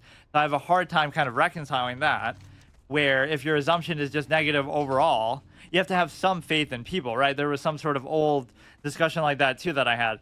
Like, any sort of society depends on the goodness of people, because if you assume the badness of people, then, like, sure, that's why you have laws in the first place. But if you assume, like, oh, everybody's just out to get you, then you can't live in a society in the first place, because you're always looking over your shoulder, right? You have to trust, oh, your neighbors are out to get you, everybody, the postman's out to get you. There's a certain just acceptance that the majority of people are good and not trying to do anything wrong, just trying to get by. And if you don't have that belief, then you can't live amongst, you can't live in a society, because it's all dependent on that. There's a lot of trust that's just inherent to it. That doesn't mean that people are always deserving of that, but that one we got to find a way to turn in. This is Thork. Now the thing is, Thork has a bunch more quests too. So this is just incredibly tedious to have to do it like this. Like, this is so dumb, because I can't pick up any quests and I can't abandon any either. You have done well. Those insolent kobolds will finally learn the might, so please don't give me another chain quest. That the might of the horde is not to be ignored. Applies from the crossroads, for the crossroads, but we're in the crossroads. Or, like, makes it sound like you're going to go there and drop them off. The disruption ends. One of my scouts witnessed an attack on a caravan from Duratar. The culprits are indeed the Razorman tribe of the kobolds. One of the kobolds in particular leading the raids, Freenig Snarlsnout. Please don't be the elite guy that we saw, but that was actually in Duratar, and I'm sure I could kill him now. He's the Hogger equivalent, but he gets like no love or attention by comparison. He was just northeast of here, just south of the road to Duratar. If the threat is to be ended, then he must die. To be sure, the attack ceased, though. I say we add insult to injury, kill him along with more of their tribe, and return to me when you have his tusk. Kill 8 Razorman Geomancers, 8 Defenders, and him. At least this is one where they go against that trope I was talking about, where they sort of bundle everything together. Now maybe I could turn this one in and then do, what was the other one? Or no, I have to find that. So he's west of the crossroads, and then the other thing is like, well, now I don't even have room, but I kind of have a little excess of potions. So can I maybe make bandages, or I should just sell something? Sell that. Let's try to see. We can sell that. There's just a lot of greens that I guess I forgot about. Like, who even uses maces? The only people who use two-handed maces that you would want is a paladin. Even warriors typically would not use them. Like, there's a couple good ones, obviously, but leather and mail armor merchant here. So now we can sell this. See, the icon for this is clearly not mail, though, right? The only mail part about it is like the belt, which technically wouldn't even count. Like, you can tell that's a cloth image, but sometimes they still do that. You could argue that's even a mistake, but they somehow do it just to mix up the models and variety and stuff. Weaponsmith can grab the mace. And this we almost want to get rid of, but I guess I won't. Offhand, I'm actually not even sure what you would sell that to. I guess you would sell it to him, but actually I'll leave that one to interpretation for now. There's nothing else really that I want to sell. All these weird things that I keep, because I don't know whether I'll need them for engineering at some point. I guess I could reload this now. We have over a gold for the first time in a long time. And we don't have to dump it on... Oh my god. I can't even pick that up. I don't know what that exactly even does, because it doesn't... Does that mean it wasn't monitoring it that whole time? 97.7%, which seems weird. It should be like 99.9, because the only time I think it wasn't being recorded was the one Orgrimmar episode, and even that was very briefly, like for a couple minutes, because I kept disconnecting. So that was only like out of 20 plus hour playthrough, or way more than that. So out of like 40 hours, it's been only like 2 minutes that we weren't doing that. Because even if my stream crashes, I'm still, you know, the add-on is still going. Or no, it treats it like you logged out, but you actually didn't, because you were in a you know, it wouldn't be able to do that quickly then. This was supposed to be northeast. Northeast of here, just south of the road from Duratar. Just south. I mean, isn't that like this? It must be the one above, like where I was going, past the hunters. So this is going to be the guy. We're getting stuff done, but it's a little bit weird. I'm not the biggest fan of playing like this. Like, what would allow us to take our time in some of these later zones? I guess the idea of zipping back and forth between them would give us like extra cushion, but these episodes are gonna have to get longer. Like, you can't really play it like the way I've been doing. I don't know how I can deal with that rule. So many rules in this playthrough, but I kind of like it. What do you need? Varrock the Dervish, did you find him? Very good, you must have really stirred up those centaur. Yeah, I killed one of them, or two of them. Our guard spotted activity near the stagnant oasis, which was probably you. You should be proud of your deed. There is much bravery in you. Perzel Bloodmark is the leader of the Kolkar centaurs in the Barrens. He is the fierce, brutal, and cunning. Defeating him would disrupt and fracture the Kolkars, greatly reducing their threat to us. And now we get an amazing thing that we don't even have any of, which is our first ring. That's a very big deal, actually, and it's very perfect for us, too. So kill him. I like how casually he says to it. He says, like, too long didn't read, so kill him, period. As with Barrack and Varrock, bring me his head. He leads the people from the Lushwater Oasis to the south. They really like those oases. And, of course, that is the Wailing Caverns one as well.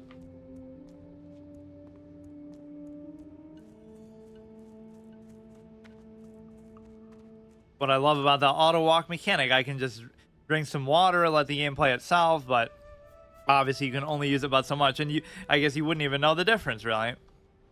It makes it so much easier to edit in games like this compared to certain things, because if it's like a turn-based game, you could be sitting on the same move for a super long time, and then you won't know whether I'm actually still talking or not, or whether I should edit that out. But with this, like, you can see, okay, at least there's movement on the screen. I remember realizing that in Luigi's Mansion versus like Paper Mario or something.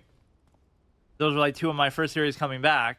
So Luigi's Mansion, I could just zip through and scroll through the whole timeline like on Premiere Pro, because I could see, okay, Luigi's moving, so I must be playing, so that's fine. But then Paper Mario, I'm sitting there for like 10 minutes talking about some random stuff, doing like a character partner tier list in the middle of a fight. And so I don't know whether that's actually worth keeping or whether I'm actually doing anything. Where am I even going? I'm trying to go to Lushwater Oasis, and then I'll go to the other thing that's to the south of the crossroads, which I don't know what exactly that means. Like, it's very vague.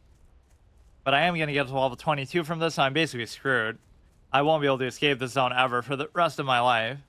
I might actually have to... No, I'll still go... I don't know actually what to do now. Sunscale Raptors. Are they maybe in the oasis itself? Find your way to its lair. Hunt the Sunscale Raptors to the south. Like, it's so vague. I was even complaining about there just being too many. Sunscale Screecher, so that would still count, clearly. But yeah, these are the ones that aggro like a million. But they're sort of isolated, right? They don't really feel like they belong here too much. You can kill two birds with one stone here. They're going to keep sending us around the Wailing Caverns as if to imply, wink, wink, nudge, nudge, we want you to actually do it. But, yeah, I'll solo it. Okay, that's kind of nice. Where did he go? Right here. 2 agility, 1 whatever. Oh, right, it's actually 2 agility, 2 stamina, 2 agility. You know what? I'll do it because, well... just because it's an upgrade, but 1 strength versus 2 stamina. And just for the survivability aspect, we should stack stamina and spirit. And you might think, oh, why spirit? But because we're a troll, so we get 10%. That is actually a lot bigger deal than you might think in a lot of ways, right? Like, to whatever extent your spirit's going to be impactful, it's not like you're going to stack it.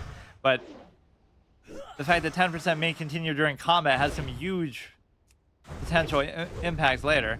I wouldn't even mind him. Wow, we're getting spam greens here. Almost makes up for my waste of the other thing. The, that stupid axe, just like we get 1,000,000 greens as compensation to sell, but we'll never get that twin blade axe again. And it was actually pretty good. Level 10 green two-handed axe with plus 10 attack power. for whatever it's worth. It's just two hands are almost more my style, but dual wielding is kind of fun too. I like to see all these rapid numbers. So how many of those do I need? Raptor nest, raptor nest, raptor nest. So it's not even a question of killing them, but what if these don't stack? So I'd have to do one and then manually go through each one. And southwest is stagnant oasis. Oh my god, so we'll have a chance to open the coal cart chest again, but I don't think I actually will because it's a case where... Okay, they do actually stack. It's a case where you'd be able to basically... I gotta clear something out from this, but I can't decide what. Like, these ones I really don't need. As much as I hate to waste potions, I do have, you know, sort of a beginning of another stack. And because we got all these greens too, we're kind of... It's a good problem to have, but you never want to be in a position where you don't have room for a green. Oh wait, that's exactly what happened with that twin blade thing, because basically, oh shit. Basically, we thought I thought I didn't have room, and then I, you know, went to do something in my inventory, and then I stopped opening the chest. And then when I go to open it again, you need another key. And then when I get the other key, then when you open it the next time, the gear, the loot in there is actually different than what it was before. So this whole inventory aspect is a bit of a clown show, but it's just my fault for not managing it correctly, I guess you could say. We still want another one of those feathers, and then we can do all three of those together.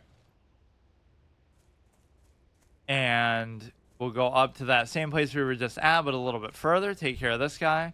I do want to still loot that, but again, another one of those paranoia things for just, let's do the potion. Paranoia things for the engineering. Probably the most annoying profession, but it's also very interesting and fun. And of course, we'll be able to clear that thing out too, but let's just wait. I feel like I haven't fought too many of these. That should almost be a rule. That, like, unless a quest tells you to do it, or unless it's hostile, you're one with nature, whether it be as a hunter or as a druid. So that should be an in-character RP rule. We don't kill the little critters unless we want to put them out of their misery, like the sickly gazelle. Right, it's like a mercy killing. Or we don't kill random yellows, because what's the point? And not yellow in terms of their level, but yellow in terms of the, whatever, not hostile, defensive. In hunter terminology, that is what you would call it. So let's actually take some damage on purpose and just try to... It's very important for me to try to kill the rare spawns when I come upon them, because then, you know, the next time you're there, it either might be in a different spot, or it might not be there because somebody would actually kill it if there was actually anybody on the server at all. Damn, I'm getting a lot of shit. Main hand, 10 to 27.5, 1 stamina. So it's the exact same thing that I have. And now that's going to screw up my my space again. You might wonder, oh, why can't I just destroy any of this? But that's exactly the rule. And I actually can destroy it, but you know what? Maybe I'll let the Tiger's Eye go this time in before I need it for some major... We've gotten like 3 greens in a row, though, so I guess I can't complain. I could just ditch the other potion, too, if I really have to. I might have to go dump the... Let's go to the Stagnant Oasis. We'll dump the 3 things. The feathers, and then I'll do it. Or wait, that's all I have to do here anyway. Wait, so which one said I have to go to the... Which one said I had to go to the Lushwater Oasis? Oh, shit. Kind of an ambush, but if I was actually paying even remote attention, it would have been fine. Everybody's trying to camouflage in the zone, like even the goblins sort of do that, with respect to just the fact that they're so small and they kind of blend in and they're green and stuff. Yeah, this isn't too big of a deal, but...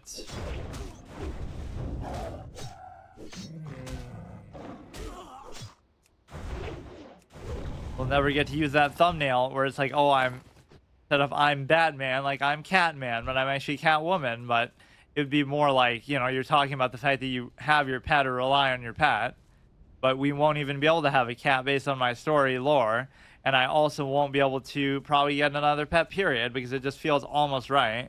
That was the one that was meant to be. But which one said go to Stagnant Oasis? Now I'm confused. Didn't I just say that... Or no, I mean the Lushwater Oasis. I thought I just read that out. Oh, it's for that, which I don't even have to do, though. Yet. Or maybe some of them won't turn green, but that's usually how it's going to go. Let's do this one, and then...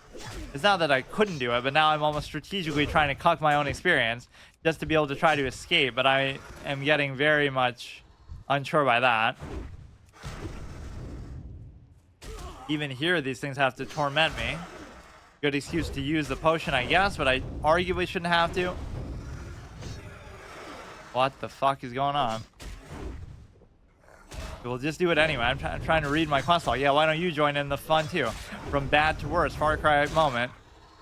Or even, this guy's kind of bothering me a bit. I don't even want to mess with it. Where did you even come from, dude? It's not that I couldn't potentially kill it. Or we can finally do tin now because we smelted something. I've seen a couple tin veins.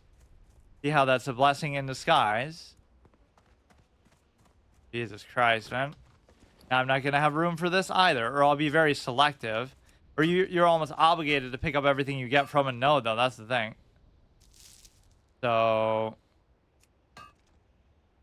If only this wasn't main hand. Tin. Yeah, just don't give me any rough stone or any shit. I don't want it. Oh, please. Or I could just use up the rest of these bombs. Getting in this weird spot where I can't do anything with this, though. That invalidates the whole run because we have to pick up everything that we got. Powerful brew, but see, I don't want to do that because we're off the wagon.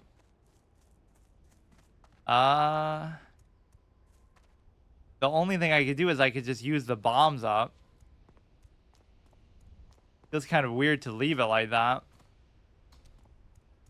I really got to organize this ship better, but I almost just can't. Maybe I won't need these bombs for anything anyway, but I am kind of wasting them. Feels like a shame. Now we'll sit here for like 10 minutes waiting for those cooldowns. Because I feel obligated to pick up the rest of this. Or will it like change to something else, or will it still be a core stone? Damn it. Gonna take a while. Let's kill a couple of these. We'll go put the feathers down. Then we'll go again. And then we'll go back to the crossroads. It's just a weird spot to be in. That's kind of the downside of leaving these zones sort of half done. As much as I was saying at the beginning how nice that is to do. But no, it's kind of a mixed bag though. And it also, yeah, speaking of a mixed bag full of only quest items that you can't do anything with. And I don't have enough room in my bank. Although maybe I do. Maybe I do have enough room in my bank because I have to resist the temptation to, maybe we can find a fire and just burn some shit. I don't know. That would be pretty good. There's nothing I can do, though. But you know what? We'll just wait. The bag is actually more important because then the bag would in turn allow me to switch it out for another bag. And then it would in turn allow me to get the ore. So that'll solve the problem right there. Or actually, that was kind of the rule I was just talking about that I shouldn't do. They keep dropping all kind of rare shit that I can't part with either. Like, what if I get like a blue now or something? This should solve most of my problems. So this one is not a screecher. See how a little minor mechanic like that can be such a big deal, though? If you go up to that mountain here, you can get absolutely clowned on with respect to the, you know, just how close in proximity these creatures are to each other. Not really the sort of thing you're expecting, that they don't aggro like 3 or 4 together, but it kind of makes sense. To just waste the bomb, even though I don't really want to. And that's probably going to miss him, too.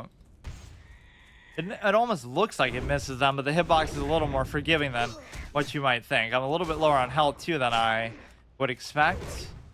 Get a mitigation chain plus a crit chain equals death. Or they always do, like, these weird abilities that... A hunter not picking up meat, that should also be an RP sort of condition. So this sort of solves the problem I was having in a different way, because you're able to basically, you know, switch it out. I almost want to do it like that. just to match it color-wise. Now I have to be very stingy with those 2 slots. But we might actually have enough gold to buy another slot in the bank, which is actually pretty important to do. And we have that 6 slot bag here too. So we have only 8 slot bags, aside from the one there. So go over to the other place. That was an interesting way to actually solve that problem. I was trying to throw the bombs to be able to pick up the ore, but then I got a bag, and then... Wait, that was really the last of the thing? And I'm not allowed to track mines either, because I have to deal with it manually, like... You know, I'm only allowed to use my beast tracking and stuff like that. I'm not allowed to actually track. You have to actually pay attention and find it yourself in the world. And I'm also only allowed to pick up each one once, which I'm pretty positive I haven't done that. But this is the kind of thing you need an add-on to keep track of, because it's really hard to, you know, I mean, mentally have to monitor every single spot in the world where a node could potentially spawn, where sometimes they'll spawn like really close to each other, so it... Okay, where am I going now? I gotta go to the other oasis here. This is the classic Scylla Charybdis moment. Like, you try to go between 2 enemies and you aggro both instead of neither. You would have been better off just committing to one and trying to deal with that. What did I say that with in the Warcraft universe? Oh yeah, like the Nerubians had a Scylla and Charybdis moment where they're running away from... They're fighting the Scourge and they're getting pushed back, so they dig underground to get away. But then they dig too deep and they end up getting into the old god's domain, like Yogg-Saron and stuff. And so they're caught between the old gods and the Scourge.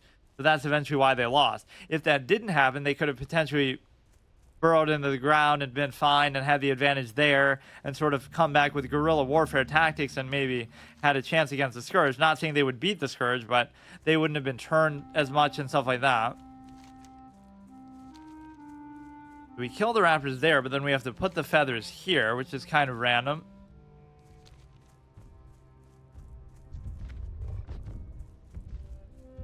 I do love that little thumping that they do. That's why the Torn like them so much. They both cause the ground to shake every time they simply walk. You know, the one aspect of that whole exploration thing that's kind of undermined. Now, we could die to those stupid chicks on the Night Sabers. You gotta watch that on the main road. They are elite. They will aggro to you. I totally forgot about it too, but I got a glimpse of them once, so kind of helped me. But yeah, stay on the roads. It's safe. It'll be safer, they say. Also, get killed by level 40. A pack of 3 level 40s on mounts. This is the kind of fun stuff about the experience, though. Any random thing can catch you out. Sons of Aragorn, just random elites, rare spawns.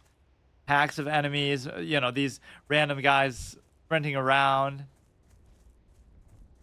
So this is almost a bad way to do it, because it's like I'm skipping doing quests that I could be doing in the places that I'm going to, but it's still... I don't know what certainty I have here. I just can't turn all this stuff in. I could have done... I guess I could have gone to Orgrimmar to turn that one in. There's no rule saying I have to do it like that. Right, even the fact that it's not here that I turn it in means I don't even have to do it at all. Give me maybe another grain.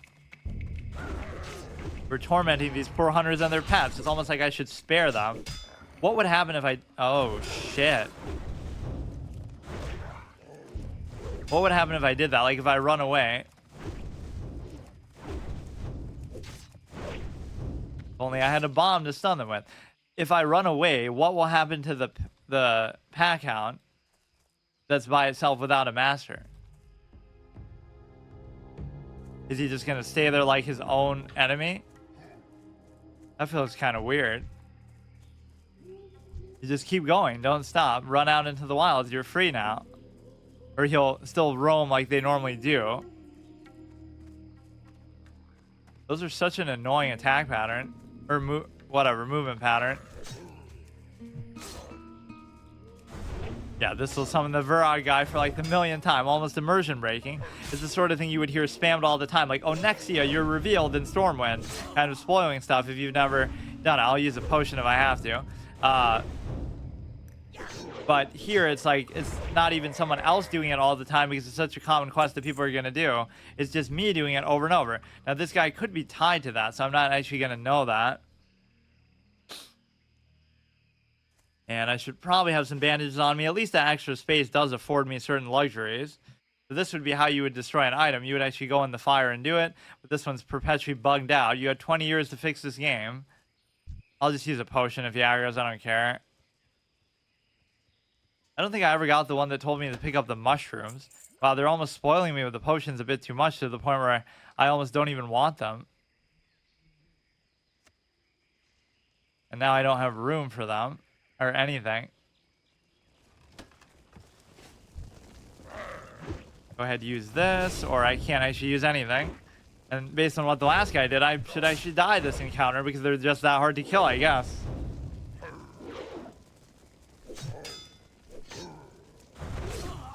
That's fine. Or they even use it for their channel art or the game's art. In terms of, you almost shouldn't be allowed to use this one because it's sort of bugged out. So let's actually get rid of the feathers. That's all we're here to do. You have to put them on, like, their eggs or what? Place the feathers on the Cyclone nests. Which, I don't know exactly where they are, but I thought this was one where you'd have to actually pick up the eggs or something. Die to fall damage and a thing like that. How amazing would that be? Ah, man, what a zone, though. Definitely have to appreciate it, despite the insane amount of stuff to do, which is a good thing. It's just the fact that they sort of combine two zones into one, just in the sense that, you know, whatever the troll and torrent level 10 to 20 zone would have been, it serves both of those. Or, sorry, the orc and the torrent zone. And, of course, the trolls would share it anyway, so that's why it gets a little bit confusing. But I've said that probably like a million times throughout this playthrough, but just people accuse the horde zones of being unfinished and things like that, so it kind of supports that idea. It did say the Sagnan Oasis, right? One on the Cyclone Nest southwest of... Oh, shit. I just kind of zipped through, even though this is a full completionist quest reading run. Just because I read it doesn't mean I really mentally process it. Southwest. I just kind of pick out the key word, like how I pick out the archetypes in Yu-Gi-Oh! But that's just to block them out because I hate them. Or I don't want to use stuff like that most of the time. But no, as soon as I see the keyword, I just ignore everything else. So we could say, go anywhere but the Sagnan Oasis in the Barrens. Don't go to the Sagnan Oasis. Oh, it mentions Sagnan Oasis. I better go there. Make sure you don't go there, or we'll summon a level 60 elite, or you'll just fail the quest automatically.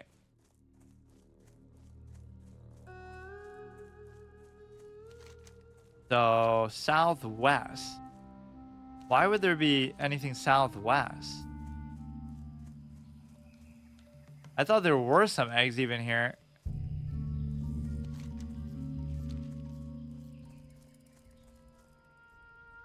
You're gonna try to send me right to where those night elves would theoretically be, too. The problem is most of these are chain quests to such an extreme degree that I can't really do anything about it. Oh, I think I remember. We saw them kind of glowing and stuff, too. It was somewhere maybe like by the tree. I think the longest episode I did for this series was only one egg in that one anyway, and you still gotta torment him. Or it'll cause them all to aggro, but there's literally only one raptor overseeing 3 of these. What is that? Or maybe it'll spawn something once I do it. They'll actually hatch from the egg. An ancient hazing ritual to send you to try to awaken them in their strongest hour. Like the act of putting the feather is actually part of some ritual that helps them. Okay, let's dump these in here. Where did it go? Here. Requires sun scale feather. Okay. You don't actually have to do it from your inventory, but just for the RP of it, for what little that's worth. It actually has a cooldown too. Now this should be one of those quests where it summons something to protect it at least once you do that. See, this is one of those good observational, explorational things. I didn't really know where it was, but I had walked through this before, and so I did see that, you know, it makes sense that that would be it. But I swear there was some in the Oasis too, so that's for some other quest, I guess. And also there's another quest that's like pick up the mushroom. So there's a lot of stuff that I haven't done yet. Or they could be like class-specific quests too.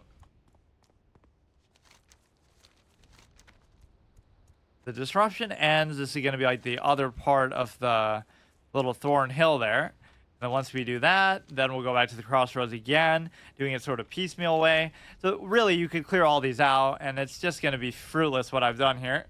Unless they clutch it and just give me nothing else, but it's just like one quest alone can get you like a whole level. Not because it's the single quest, but because it'll give you a chain quest of like 10 things.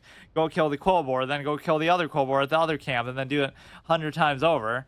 So by the time you're done with all of them, you actually will have gotten a lot of experience, unless it'll culminate in killing like some elite that you can't even do though. It's pretty rare. I mean, there aren't really that many elites, period, in a lot of these zones. Like, I didn't even know that one was there in Duratar, the random Quillboar. And so much so that I almost aggroed him just because I had no expectation that he would be there. There's a lot of good surprise moments like that. Sons of Aragol, that guy in Duskwood whose name I always forget, Patches maybe.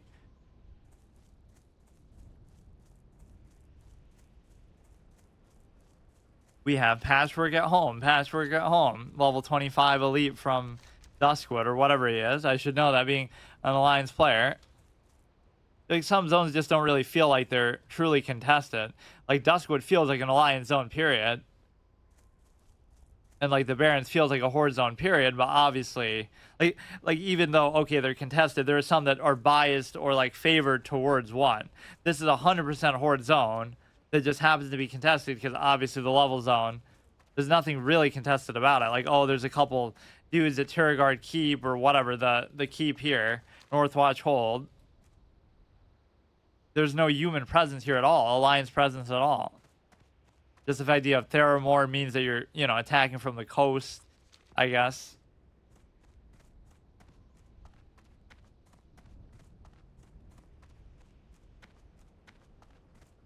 That's why that's actually sort of a way to stick it to them. Like, oh, we're going to put Ratchet here. So your one means of trying to attack us from Theramore, you can't do, because the only place you'd be attacking is a neutral haven with the goblins. So you have to bypass that and then come on land and then attack us. So you're at a disadvantage. That is a kind of a good way to stick it to the Alliance. Look at this little goblin alliance that we have that's going to pay off later. You don't give them one of your zones. I don't see any goblins in Westfall or in Loch Madan, so therefore, you know, they're going to join us later on. They'll remember what we did for them in the Barrens, even though it is quote-unquote neutral. So you've been to the nest and placed the feathers of your prey within them. It took a fair amount of courage, no doubt about it. Do you feel a little tougher? Because you look tougher now than when your first job came here. I guess the Barrens is doing its job. Very fitting with our title, too. Jorn's Skies here. Your time with me is over. To learn more, go to Camp Taraho. So we're not going to do that. Or I guess we would kind of be obligated to do it if it's green. You know what, dude? I guess I'll just be here forever. I can't do this, man. Technically... Or, wait, maybe I left something in Silverpine like that. That's kind of a hard thing to say. If it's out of the zone, I can't do it. You know what? We will rest in Camp Taraho. I guess I can't help it. But I still want to finish the rest of the ones here. This is kind of bullshit. All my little formatting style of what I'm trying to do here, completionist run, just isn't working. Like, there's too much to do, and I can't do it. Like, I can't even pick up all these. I better turn that in first, but then he'll just give me another one. Or I better see, like, what else does he want? There'll be like 2 separate quests that involve the same thing, like, oh, pick up 10 Quillboar tusks as you're already being told to kill them.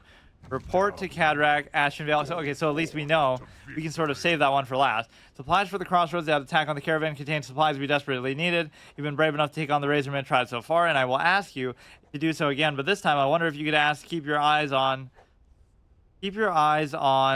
open for some of our lost supplies. You can probably find them throughout their camps. The Quillboar getting fat off their dishonorable acts. The people of the crossroads would be in your debt. Find the supply crates, but where exactly? Raise your main tribe. Throughout their camps. Like, just throughout any of their camps anywhere? Wait, I thought I had an empty slot.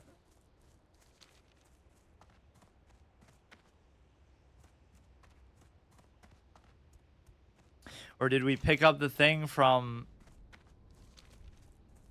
Okay, dude. Whatever, I'll just do the best that I can, but we're clearly going to be here longer than I expected. Now, we can make the bandages, I just give up. Or I can try to make these, but I actually can't. There's a lot of stuff I gotta learn, too. Make these, I'll just sell them out just to clear up space. And you'd think I should carry some on me, actually, but... This is the sort of thing I wouldn't want to farm out later, either. Like, how much linen am I ever gonna get? So I won't be able to make bombs, or I won't be able to do anything. Because, you know, once you get to a certain level, you're just not gonna get linen ever anymore. So today was supposed to be the Barrens finale episode, but I guess it won't be. That is insane. It's at least the Crossroads finale episode, surely. It has to be. In before a million other chain quests. I'm not really even complaining about it, like it's not good, but it's just not what I expected, I guess. Make this and I'll just sell them all off, because I'm kind of just sick of dealing with this space right now. I mean, I have so many 6-slot bags that I have nothing to do with them either. Like, you may as well just sell that off. In fact, I'll even sell the wool ones. Like, who needs bandages? Who needs food? Who needs bandages? Who needs anything? Bombs. Who needs gear? Just going naked. Even without a pet. Even without everything else. Blacksmithing. Leather and mail. We should repair, but I can't. So we'll sell the bags, actually. Not that one, though. Just because it's at least a unique one. We'll sell the bag, and we'll sell the... Because you can always just buy those back for like 5 silver. And I'm kind of not in need of them anymore. So I'll kind of put a 6-slot bag, maybe that money bag, into my bank. How fitting. And then I'll buy a gold worth of that extra space, which I think is the next one. Because that's how strapped I am for space with all this random engineering shit. I have to spend a whole episode just doing that. Cleaning out my bank and stuff. What are you looking for? So the bag vendor would be pretty fitting. I won't say that I only have to sell it to this, but whatever. Somebody to do with cloth stuff at least. And then... Stay away from obviously, tailoring stuff should be related to... Or no, I normally just sell it to the general goods guy. Right, which I don't even know where he is here, but... It should work for this too. What do you need? Strength. Right, anything to do with cloth. Linen, wool. We just have a decent amount of space. It has to make some amount of sense, but I think normally I would be doing general goods. And then go here. So wait, what did I get? I got that to go to Camp Toronto. We have 2 more quests for the one guy. We have 1 quest for the troll. Now, some of these quests are in the southern part of the region, right? Like even the one, the dig rats, which is considered part of cooking, but it's still part of the Barrens. So that's where I'll forget to actually do something and sort of break my rule. This is going to be up in the northeast there. And we also have to pick up the stupid stuff that they want. The, you have to pick up the, whatever, little leftover supplies that they have. Yeah, we at least have a nice full bag, 5 slots. That's the best we could ever hope for. And honestly, there shouldn't be that many things that we have to pick up. I'm only picking up greens and stuff. Or you know what I forgot to do, which I'll still go back and do it next time. We'll sell that. We'll sell the other green that we got, which I forgot what it was. This is cloth. 2 agility, 2 stamina, which is arguably better, but just for the variety of actually changing it, we're going to actually downgrade.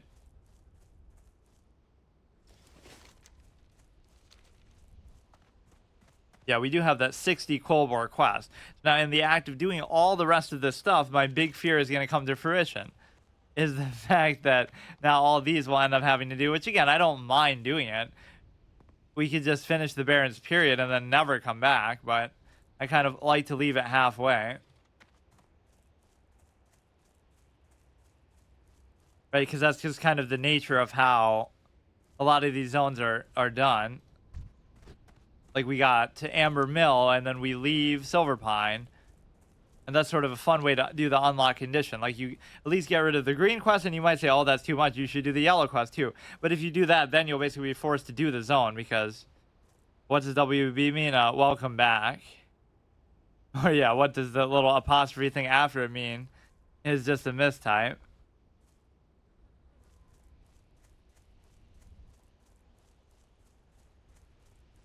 Warner Brothers, who made Barbie, which is now their highest grossing movie ever, right? Even over The Dark Knight and stuff.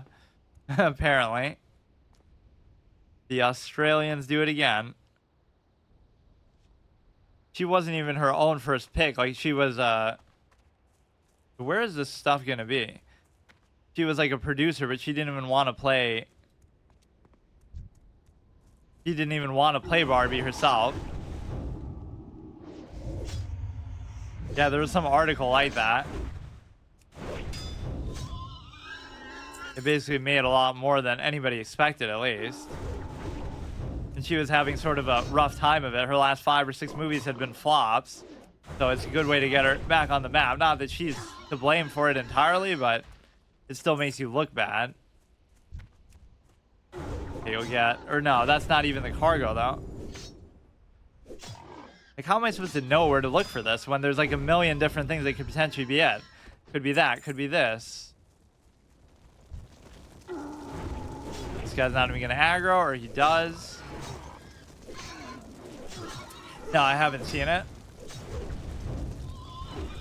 I don't really watch stuff much anymore. Or at least I don't go to theaters. The last thing I saw in theaters was Avatar 2 just because of all the hype and whatever around it. And I wasn't really too impressed by it. The script was actually kind of weak. It just kind of is a rehash of the first movie too much. And they're trying to turn spoilers, I guess, but who cares? I mean, if somebody would have wanted to see it, they would have already seen it, I guess. They're trying to turn this guy into like the next Darth Vader, Quaritch, where they didn't need to recycle him in the first place. Then they're going to recycle him again a third time. Try to turn him into a sympathetic figure. Because of his son or whatever. I would have just introduced a fresh villain for it, and that would have been fine. Like, I don't know. I didn't see anything there that would be like the cargo. You would think thered be something here. Try to get that chest. Actually, just farming graves. How do you think that America should reduce it? I think that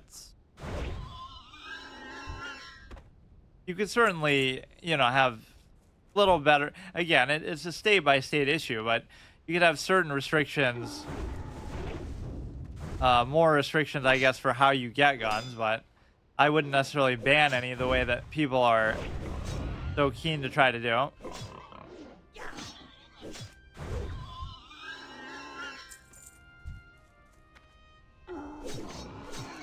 I do feel like he's one of those issues that's sort of hyped up. Like, people die every day in Chicago because of shootings, but that doesn't get talked about. Then all of a sudden, you know, one of these events happen, and it is obviously horrible and whatever, but it just somehow there's so much focus on it, so it makes it seem like maybe more prevalent. What would they be? I don't know.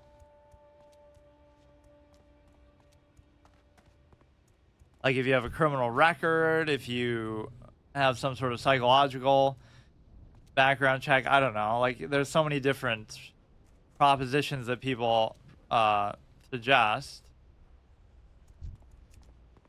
There's many, and the news can't. No, I think they're very selective, though. It's not that they can't; it's that they choose to do certain ones because whatever, they'll get the most amount of attention or whatever. They're more of a spectacle, regardless of whether the severity of them.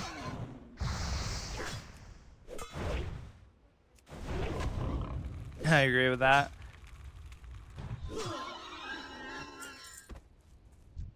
That's not even to diminish them, like, oh, you know, that's like saying they're not important, but there's a lot of things that are important that you never hear about. Okay, see you later.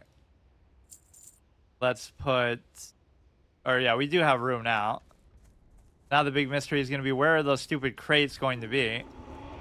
Here we go, dude. I'll turn into a clicker for a second because I'm doing something. Fuck. This is such a weird episode because I wasn't expecting it to be this difficult, but I guess I should have expected it. I was expecting each quest that I get to be like a one-off. I don't care about the bandages, I guess. We have actually a decent amount of money now. I guess at the beginning of... Wait, did I open the chest or not now? Yeah. What time even is it?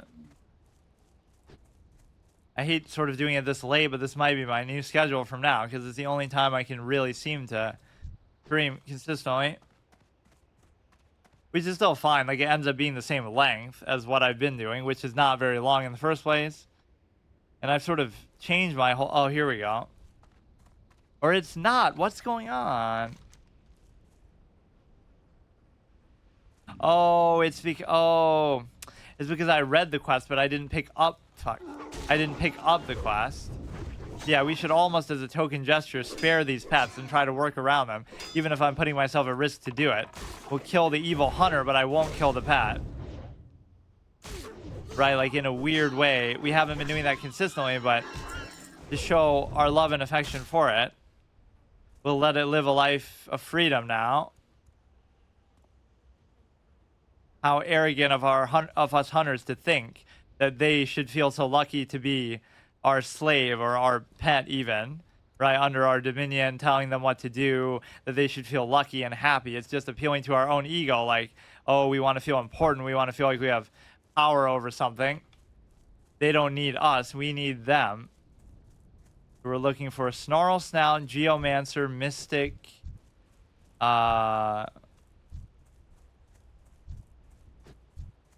what? Oh, wait, that's not even him, though. I can't take a 15 elite. Yeah, all these random elites. And, oh, there he is. So, of course, the one that's not elite, but still gets to be a named NPC.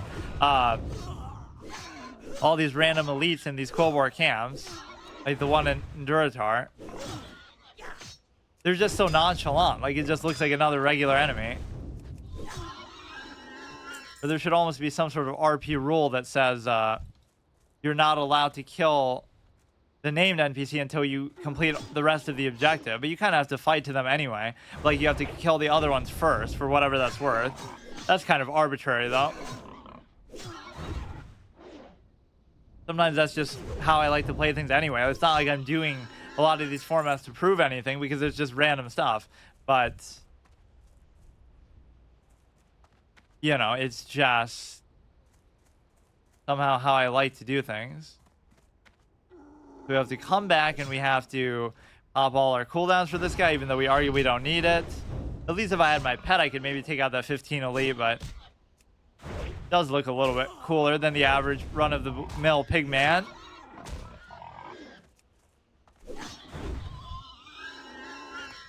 Take his tusk, and then all we have to do is finish out the rest of this.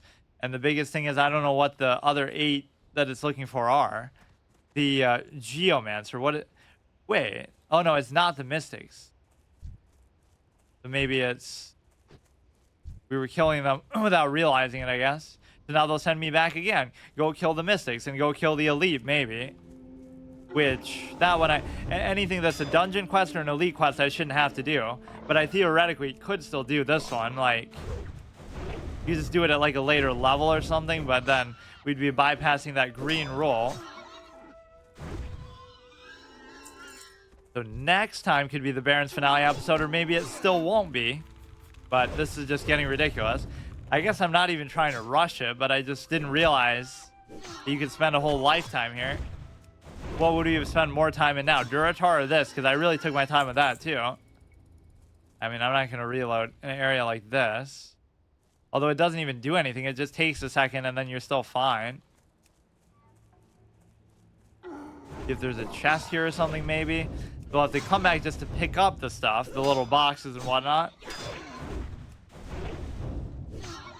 At least the good thing here is we're not getting experience from it, but the bad thing is they'll keep giving us chain quests until we eventually do. Imagine rooting for not gaining experience. That's the slow-paced nature of the series. Like, I even deliberately don't get rested experience, and you might question, like, how come you still have it then? But it's because I didn't I don't sleep in inns. I just play every once a week, so it ends up giving me like a quarter of a level or a couple bars or whatever of experience anyway. But it's not like the very bad spot to be in. It's not like I rest in an inn or something, because then that would make this experience go too fast, especially the way I'm doing it, because of how thoroughly I'm playing it. It's kind of like you'd be in a position where, you know, you'd be sort of over leveling, which arguably even now you could say that, but not really though. 21 is kind of okay for here, but then again, it's not. It just depends how you look at it, I guess.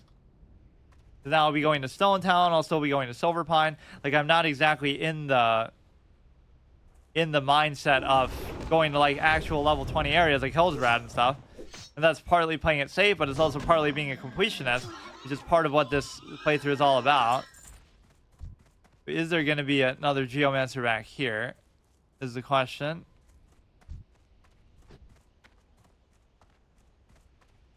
And there is, was kind of out of the way, and the ones here are kind of in a dangerous spot. Or that could be a good add-on rule too. Like if there was an add-on to keep track, you can never kill the same NPC twice, which might be hard to avoid. So like the same exact one that's spawning here, you're not allowed to kill it. You would have to find some other way around, or you would have to just, because there's always going to be enough, period. And some of these conditions would be miserable to do if you were on a server with other players, because you have enough stuff to worry about already. Yeah, keeping the pets alive could be a thing that we do.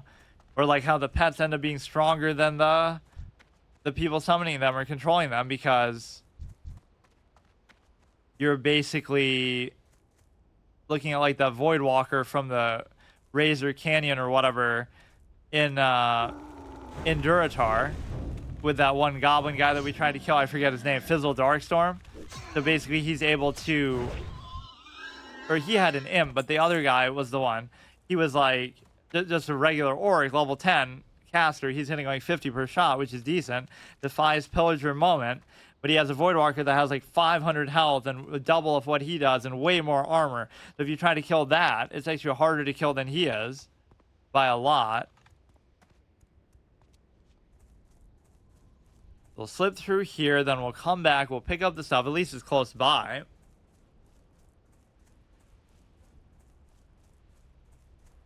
It's sort of edging me towards Camp Taurajo too, so I guess we may as well do it.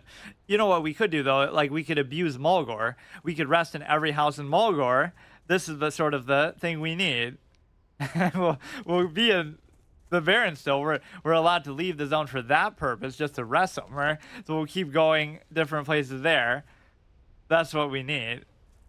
Because we already did Turistfall and Duratar all the way. Because I rested in Turistfall like 50 times because I was actually leveling there for what it was worth. Right, even after doing Duratar. And so we won't be able to do that. I guess I'm overestimating my memory that I'll be able to remember every place I rested in, but basically once we're done with the zone, we're not going to come back there for that purpose. So that's actually a genius idea. I'll make a whole thing out of Mulgore. But I won't do the quest there like I did with Turistfall. I think I'll just, you know, that I'll kind of skip over, because even though it's meant to be sort of a horde completionist thing, we're not able to actually, that seems kind of frivolous, right? I'll just basically check out Thunder Bluff, and I'm not really worried about that. I could save that for another 1 to 60 playthrough that I might never even do. Cut off the head of the leader and the chaos ensues. Learn this lesson well. It will aid you in the future. The boars will flounder without direction, and we will be able to take back the Barrens. Well done. With his death, there will be a definitive decline in the attacks on our caravans. Your people should be proud to count you among them. 3 int, 2 strength, 2 stamina. We can sell that. Applies for the crossroads. And then the final one is to report to somebody else. So we already know what this is. We'll just go do it real quick. Now, this isn't a tedium of the quest. Like, oh, you go to an objective, then they send you back, then you go again, then they send you back again. I trust the Cobor fall under your strength easily. Actually, we just ignore them because we're too high of a level, and we'll just pick the shit up right in front of the face. But it's basically a case where they did give you these 2 quests together. I just couldn't pick them up because of my own stupid situation that I'm in.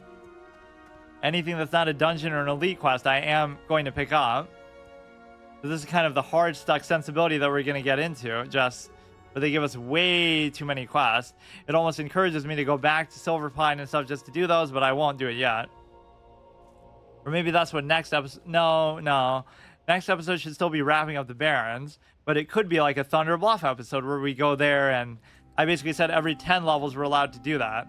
So like for level 10 we did Orgrimmar, like a full episode of just exploring the city, and then for level 20 we could do Thunder Bluff, and then for it doesn't have to be exactly on there, but at level 30 we could do the Undercity. That'll be basically when we go back to there again, to whatever, Hillsbrad.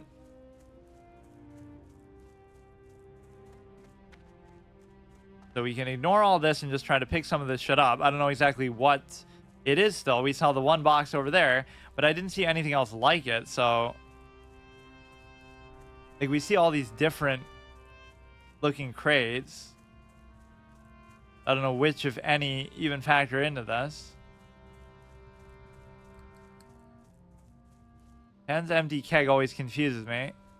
I think I know it was that, pile of boxes there, but I don't know where else they're gonna be. It's gonna make me sit there for like half an hour waiting for them to just respawn, I guess. Yeah, the whole idea with that mining node, each one is unique and you can only use them once, is the idea that mines don't go back. So what a realistic option that is. And when you have the whole server to yourself like this, it's actually not even that big of a deal. This is like the dream single player experience come true. So you know they're gonna take the server down by the end of the week because they'll never let me have this. Or, of course, you should just play it all day, every day, like people would expect you to do. Which, again, I never hold it in the favor or against the game based on how much time I have to play it or how much I play it, right? I would still judge or play the game the same exact way. It's just that doesn't mean that you should assume that everybody plays it as much as you do.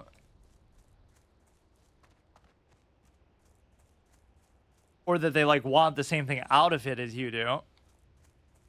Right, like getting to 1 to 60 could be the whole experience. That could be the game. And in the context of permadeath, that's what makes permadeath so awesome with anything. Beating the game is the game, right? Like, it's not about doing something after the fact or doing a challenge with it. Like, if I do this first playthrough permadeath format, I'll play a game for the first time completely blind, never played it before, don't know anything about it, don't take advice, don't look stuff up. And if I beat the game on a first playthrough, which I have done at least a number of times, although I failed it a number more times than that, with that format, it's just, if I beat, or is it only one thing? Oh, okay, I thought it would be like a recurring thing you have to pick up X number of. If I beat the game, that in itself is a sufficient experience, right? Because it would be like, you don't have to do a format, period. I just do that because I like it. But, you could just do the same thing. Don't do any format and just beat the game, because that's normally what people do anyway. So if you get closer for pure RP purposes, like your character physically has to touch the object or you're not allowed to pick it up. So the only other quest I think is that Silithid one, assuming that he's not going to keep giving me chain quests for this, which I don't know. Some of these people get really carried away with how look how far that pet is lagging behind. We could basically do the, I don't really like this piece of art, actually. It wasn't exactly what I wanted.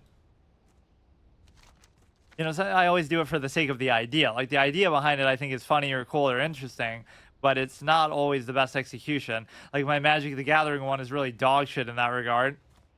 It's like the guy hugging the tree and saying my favorite color is green, and then he's hugging actually a dinosaur's leg, and the wisp is saying, very specific, the wisp is saying, that's not a tree, right? Because it's the leg of a dinosaur. And then you see the dinosaur's face at the top left.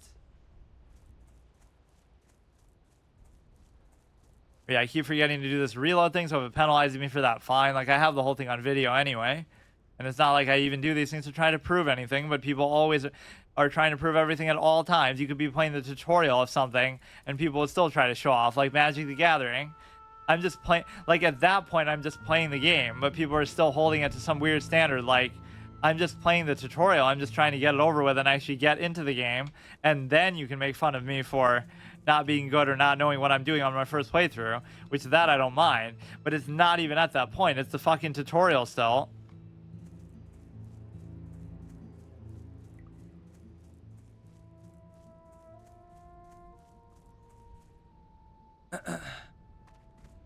It's not even like the idea of backseating. It's more like retroactive. It's like hindsight bias, right? Haha, I played this game for 1,000 hours and I know it like the back of my hand, and I look stuff up and whatever. And so now you're gonna act like, how could somebody not know this obvious thing that wasn't obvious at the beginning, or wouldn't be? Or there's always that weird like dichotomy in general. Like, I might find something in 1 second that you take an hour to find, and you might find something in 5 seconds that I take an hour to find. So I'm still faster than you. But no, it's like, you know, it's just people think differently, so it doesn't mean that one is better or worse than the other that way. Or it's possible there's some great quests that wouldn't even show up here. Right, like one of these dudes could have something. This area is just too much. It's just too much for me to handle. I literally cannot even pick up the quest. I'll go to your search for supplies. I trust the Cold will fall under your strength easily. Haha, thank you. This will help us greatly. You're a boon to the Crossroads and the Horde. If there's anything I can do, let me know. Yeah, what you could do is stop giving me quests. How about that? Report to Kudrak. Have you ever been to Asheville to the north? The Horde has recently set up an outpost near the Zoram Strand. We could always use some new recruits to help defend our new fronts. If you are up for it, go see Kudrak in the northern Barrens. At the Watchtower, he is there heading up the Asheville campaign to give you future orders. Go to Kudrak at the northern Watchtower. So that one I shouldn't even pick up. I should try to do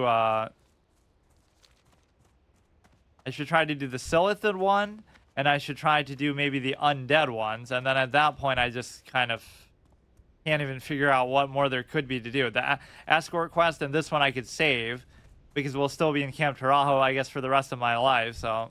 Greetings. Tell me about dungeons I can explore, Wailing Caverns. How about you tell me about RFC, or tell me about RFK, because that goblin apparently wants me to go there. Join a group going to this dungeon. This choice will require you meeting Stone Q. Can you please tell me about more about this place? Yeah, why did they add all this shit here? This was never there in Classic. Like, this is such an inauthentic experience. 0 out of 10. They can't even re-release a game properly. That tells you the state of a company right there. They can't even re-release their old content to milk it because of their lack of originality, or the fact that people don't want to play their current version of the game, which I'm sure people do and still enjoy it. I'm not even saying it's bad. I'm not qualified to say it because I don't even play it. But I'm just saying, generally speaking, you cannot even rehash stuff properly. Harpy Raiders, like, what are you trying to do to me? The blasted harpies have been ravaging our caravan supplies for too long. It's time we slit a few of their throats and diminish their numbers. I've been snooping around their nests and figured who leads who. Most devastating attack will destroy a good section of their lower chain of command. Then we can work our way to the top. I'll start you off slow. You got the Witchwing Harpies, Witchwing Rogue Feathers northwest, bringing me 8 Witchwing Talons. That should be a good start. Why don't we save some of the stuff at the north? But how much you want to bet I won't remember any of these quests are even here. I'll talk to every NPC again. But the one thing I want to do, let me try to do these. Basically, I'm just going to Camp Tarajo and I'm just done because I can't. I'll do like a 15-hour episode next time of this because I just can't figure this out. We'll try to do maybe these two. And so there's still, or even that I would like to do, but that's going to be in the south anyway. The Barrens holds the wealth of substances for which apothecaries or Lordaeron may use. I have a crate of potions, reagents, associates, and other items. I can't read. I have need to send a crate to my reagents, potions, blah blah blah. Put it in a fucking mailbox. Associates in the old world. Little time I have to actually see them at the drop at the dock at Ratchet, and the last caravan has already left. If you could take this to Wharf Master Dizzywick, he will ensure that it's placed in the next boat, Blackwater Cove. I mean, I could do that, but what's your other quest? Dark Lady, watch over you. Fungal spores. Oh yeah, this is the one I was talking about. The oasis of the Barrens hide a mystery. The life energy flows from the water, invigorating the plants and beasts that drink it, invigorating and altering. There's a mushroom that grows, but see, they say it like sadistically or passionately, like, oh yeah, we want to see the things be altered and twisted and whatever. But the Taurens were disgusted, like, oh, it alters it in an unnatural way. Properties that we use, apothecaries of Lordaeron find useful.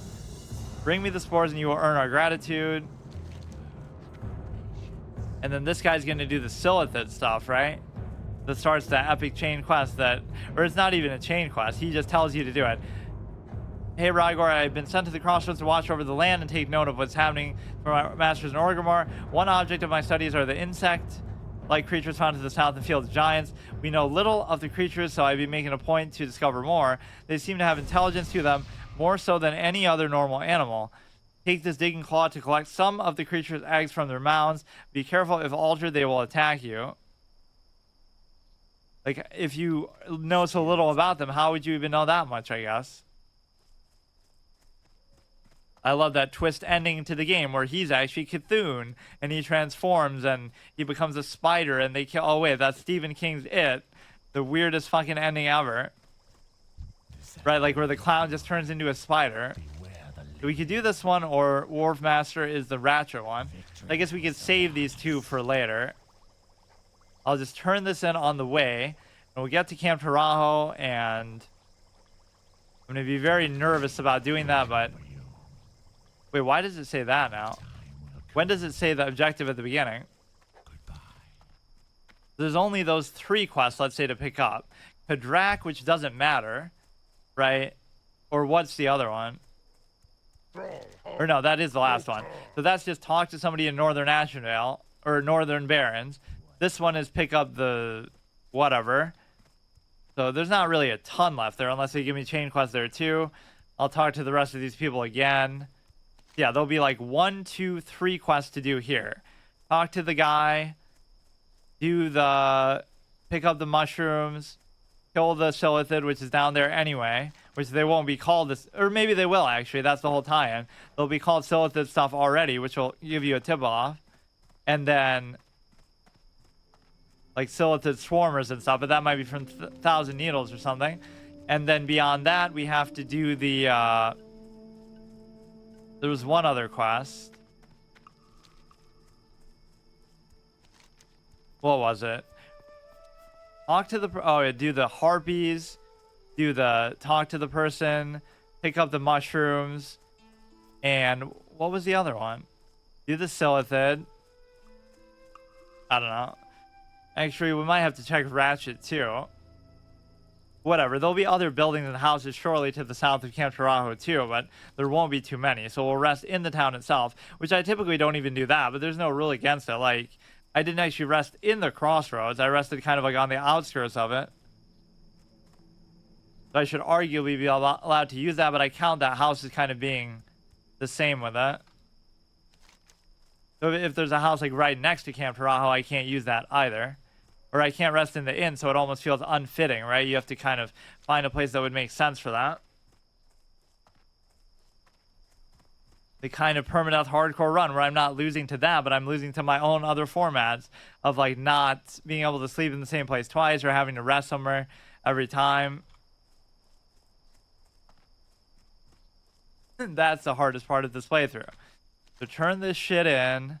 Then we walk all the way down, try not to get killed by those stupid chicks on the mounts. I like how I completely forgot about that, but then the first time I go down there on like the Gold Road, they immediately are right there, so at least it wakes me up. If I had encountered them normally, then they'll just daze me and just obviously kill me before I can do anything. We don't even have Feign Death yet, but they would still resist it. I don't know entirely how Feign Death even works either. There's always that good trick that people would use, like to plan another trap, because it helps you to leave combat when that happens.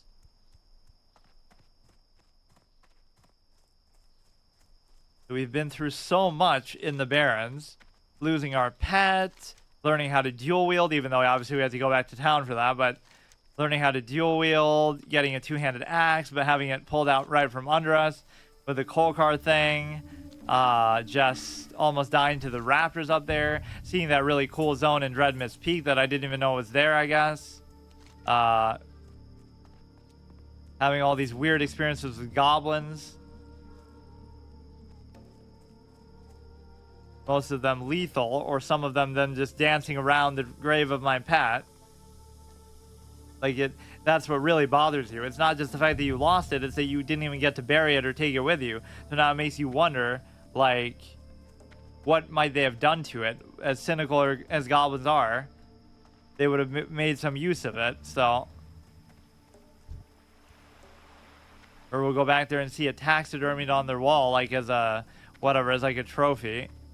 These are all like the nightmares that we would have as a hunter. Yo, You seek passage on our next ship, or you have some items sent aboard it. have a good one. Small enough crate, yes, should be able to find room aboard the ship. It sails with the next ride. I trust it is soon enough. Excellent. Let me just enter it into my ledger. All taken care of. Good day to you. Keep it Like, real. you don't charge me for it or something? He just doesn't seem to care. So now here, he was actually very nice and accommodating, not really greedy at all. Now all we got to do is walk down there. What we can actually learn is aspect of the pack, or aspect of the cheetah, and that would be very good for just getting around, which we've been having a lot of trouble with. So we could actually go to Camp Taurajo, and then we could fly back anywhere that I want.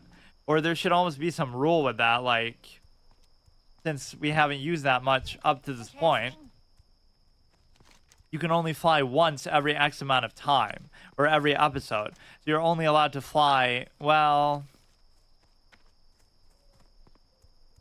I've never flown more than one space because I've never been like beyond this point anyway. So you're only allowed to fly one section per episode. So that could be from the crossroads to Orgrimmar, or from Camp Taurajo to the crossroads. So if you were to make a big trek like across the map, you would have to combine the act of doing that between several episodes, or just walk it.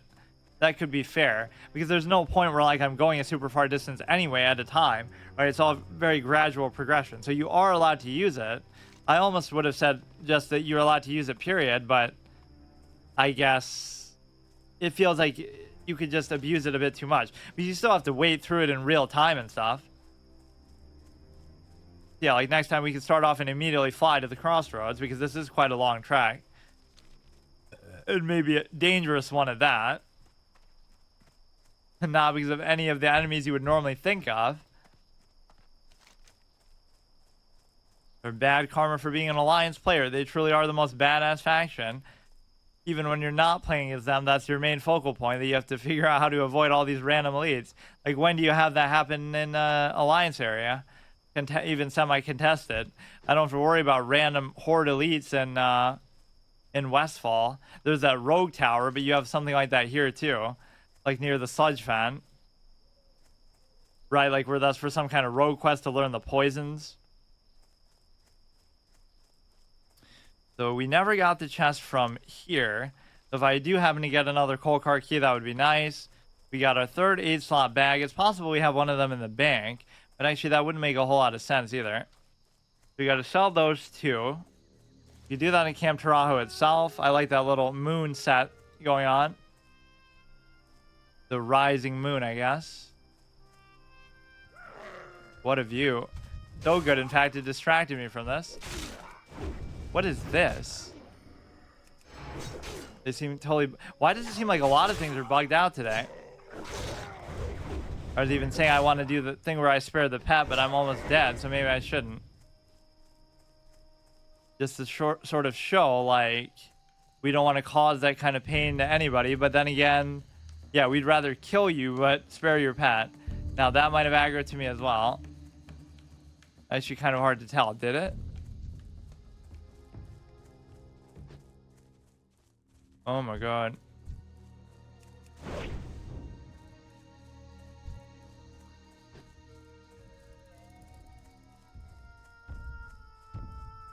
Yeah, this is a new one. Not mitigation chain, not crit chain, but aggro chain. We just aggro like 50 things in a row. Rock Lance and 2 other guys. Even if it was a rare spawn or like a regular enemy, I would still have difficulty doing that. Just fighting 3 things at once. But of course, it's instead...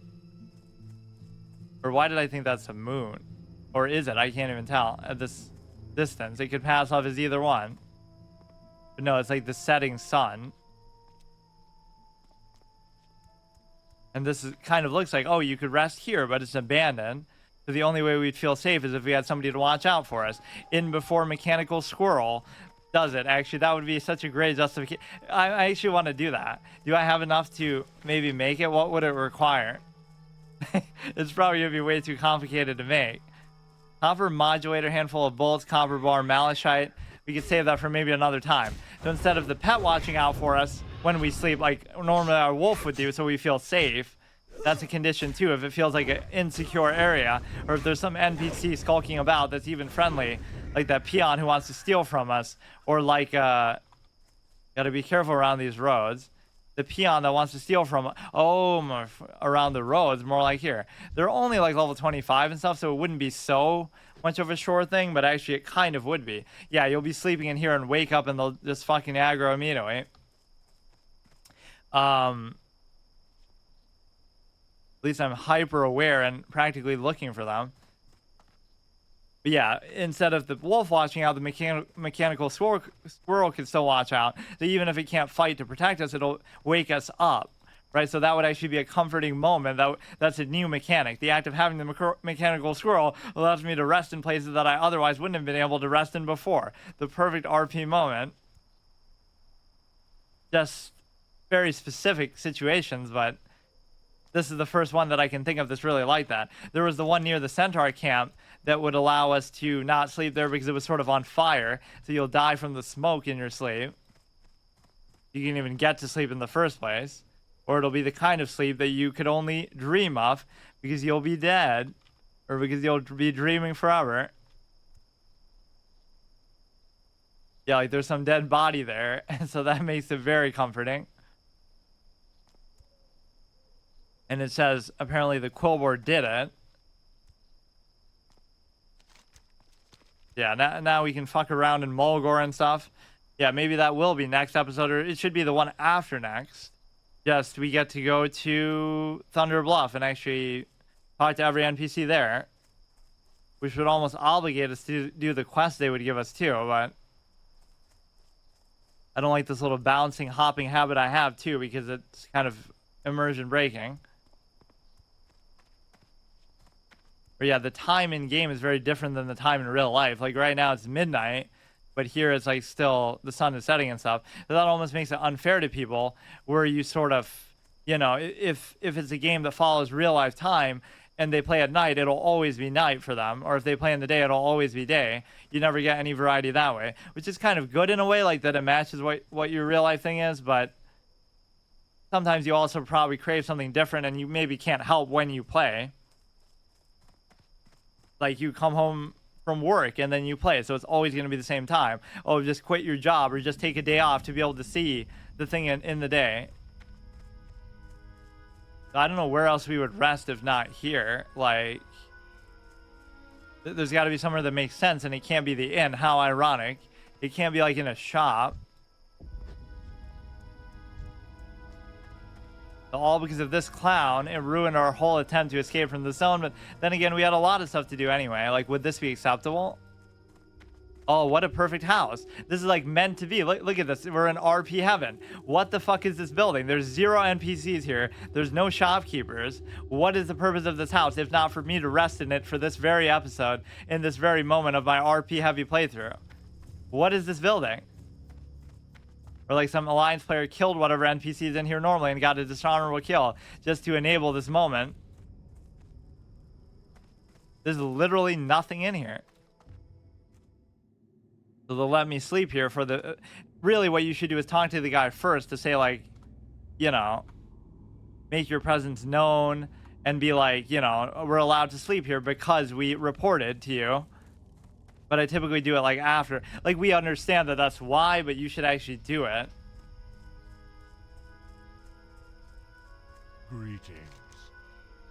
Although we call this land the Barrens, to one who knows where to look, this place teems with life. We shall meet. Greetings, young one. You are here to walk the hunter's path. Very good. Let us begin. Wills be at your Ishamuhale Speartooth is the fiercest sunscale raptor in all of the Barrens. I just get here and you're already giving me that. He does not hunt for sport nor for food. He hunts because hunting is his passion.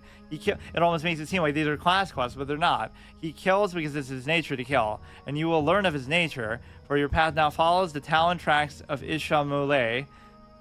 Begin the hunt, slay his favorite prey, a zebra, then bring its carcass to the dead tree northwest of Ratchet. You will smell the carcass and be drawn to it. Be ready when it comes. Now, he could be an elite and I'll get screwed, but I don't even know. And I won't even be able to pick that up.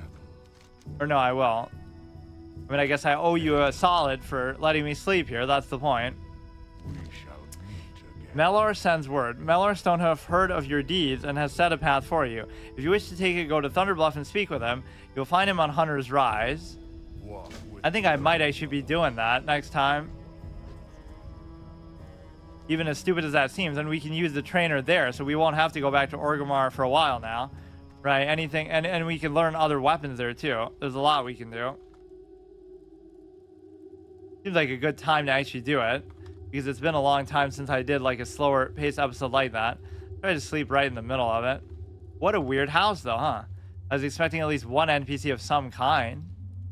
How often do you see something like this? Not like just in the middle of nowhere, but in the middle of town. I swear, there is no more disturbing track in this whole game than the music when you're in a house. And it works well for like the Goldshire kids who are, you know, doing that little Cthulhu chant. And it works pretty well for, you know, the undead areas. But for an area like this, if you just sit here and listen to this, it'll be like The Shining for you. You'll get cabin fever like Jack Torrance, I mean.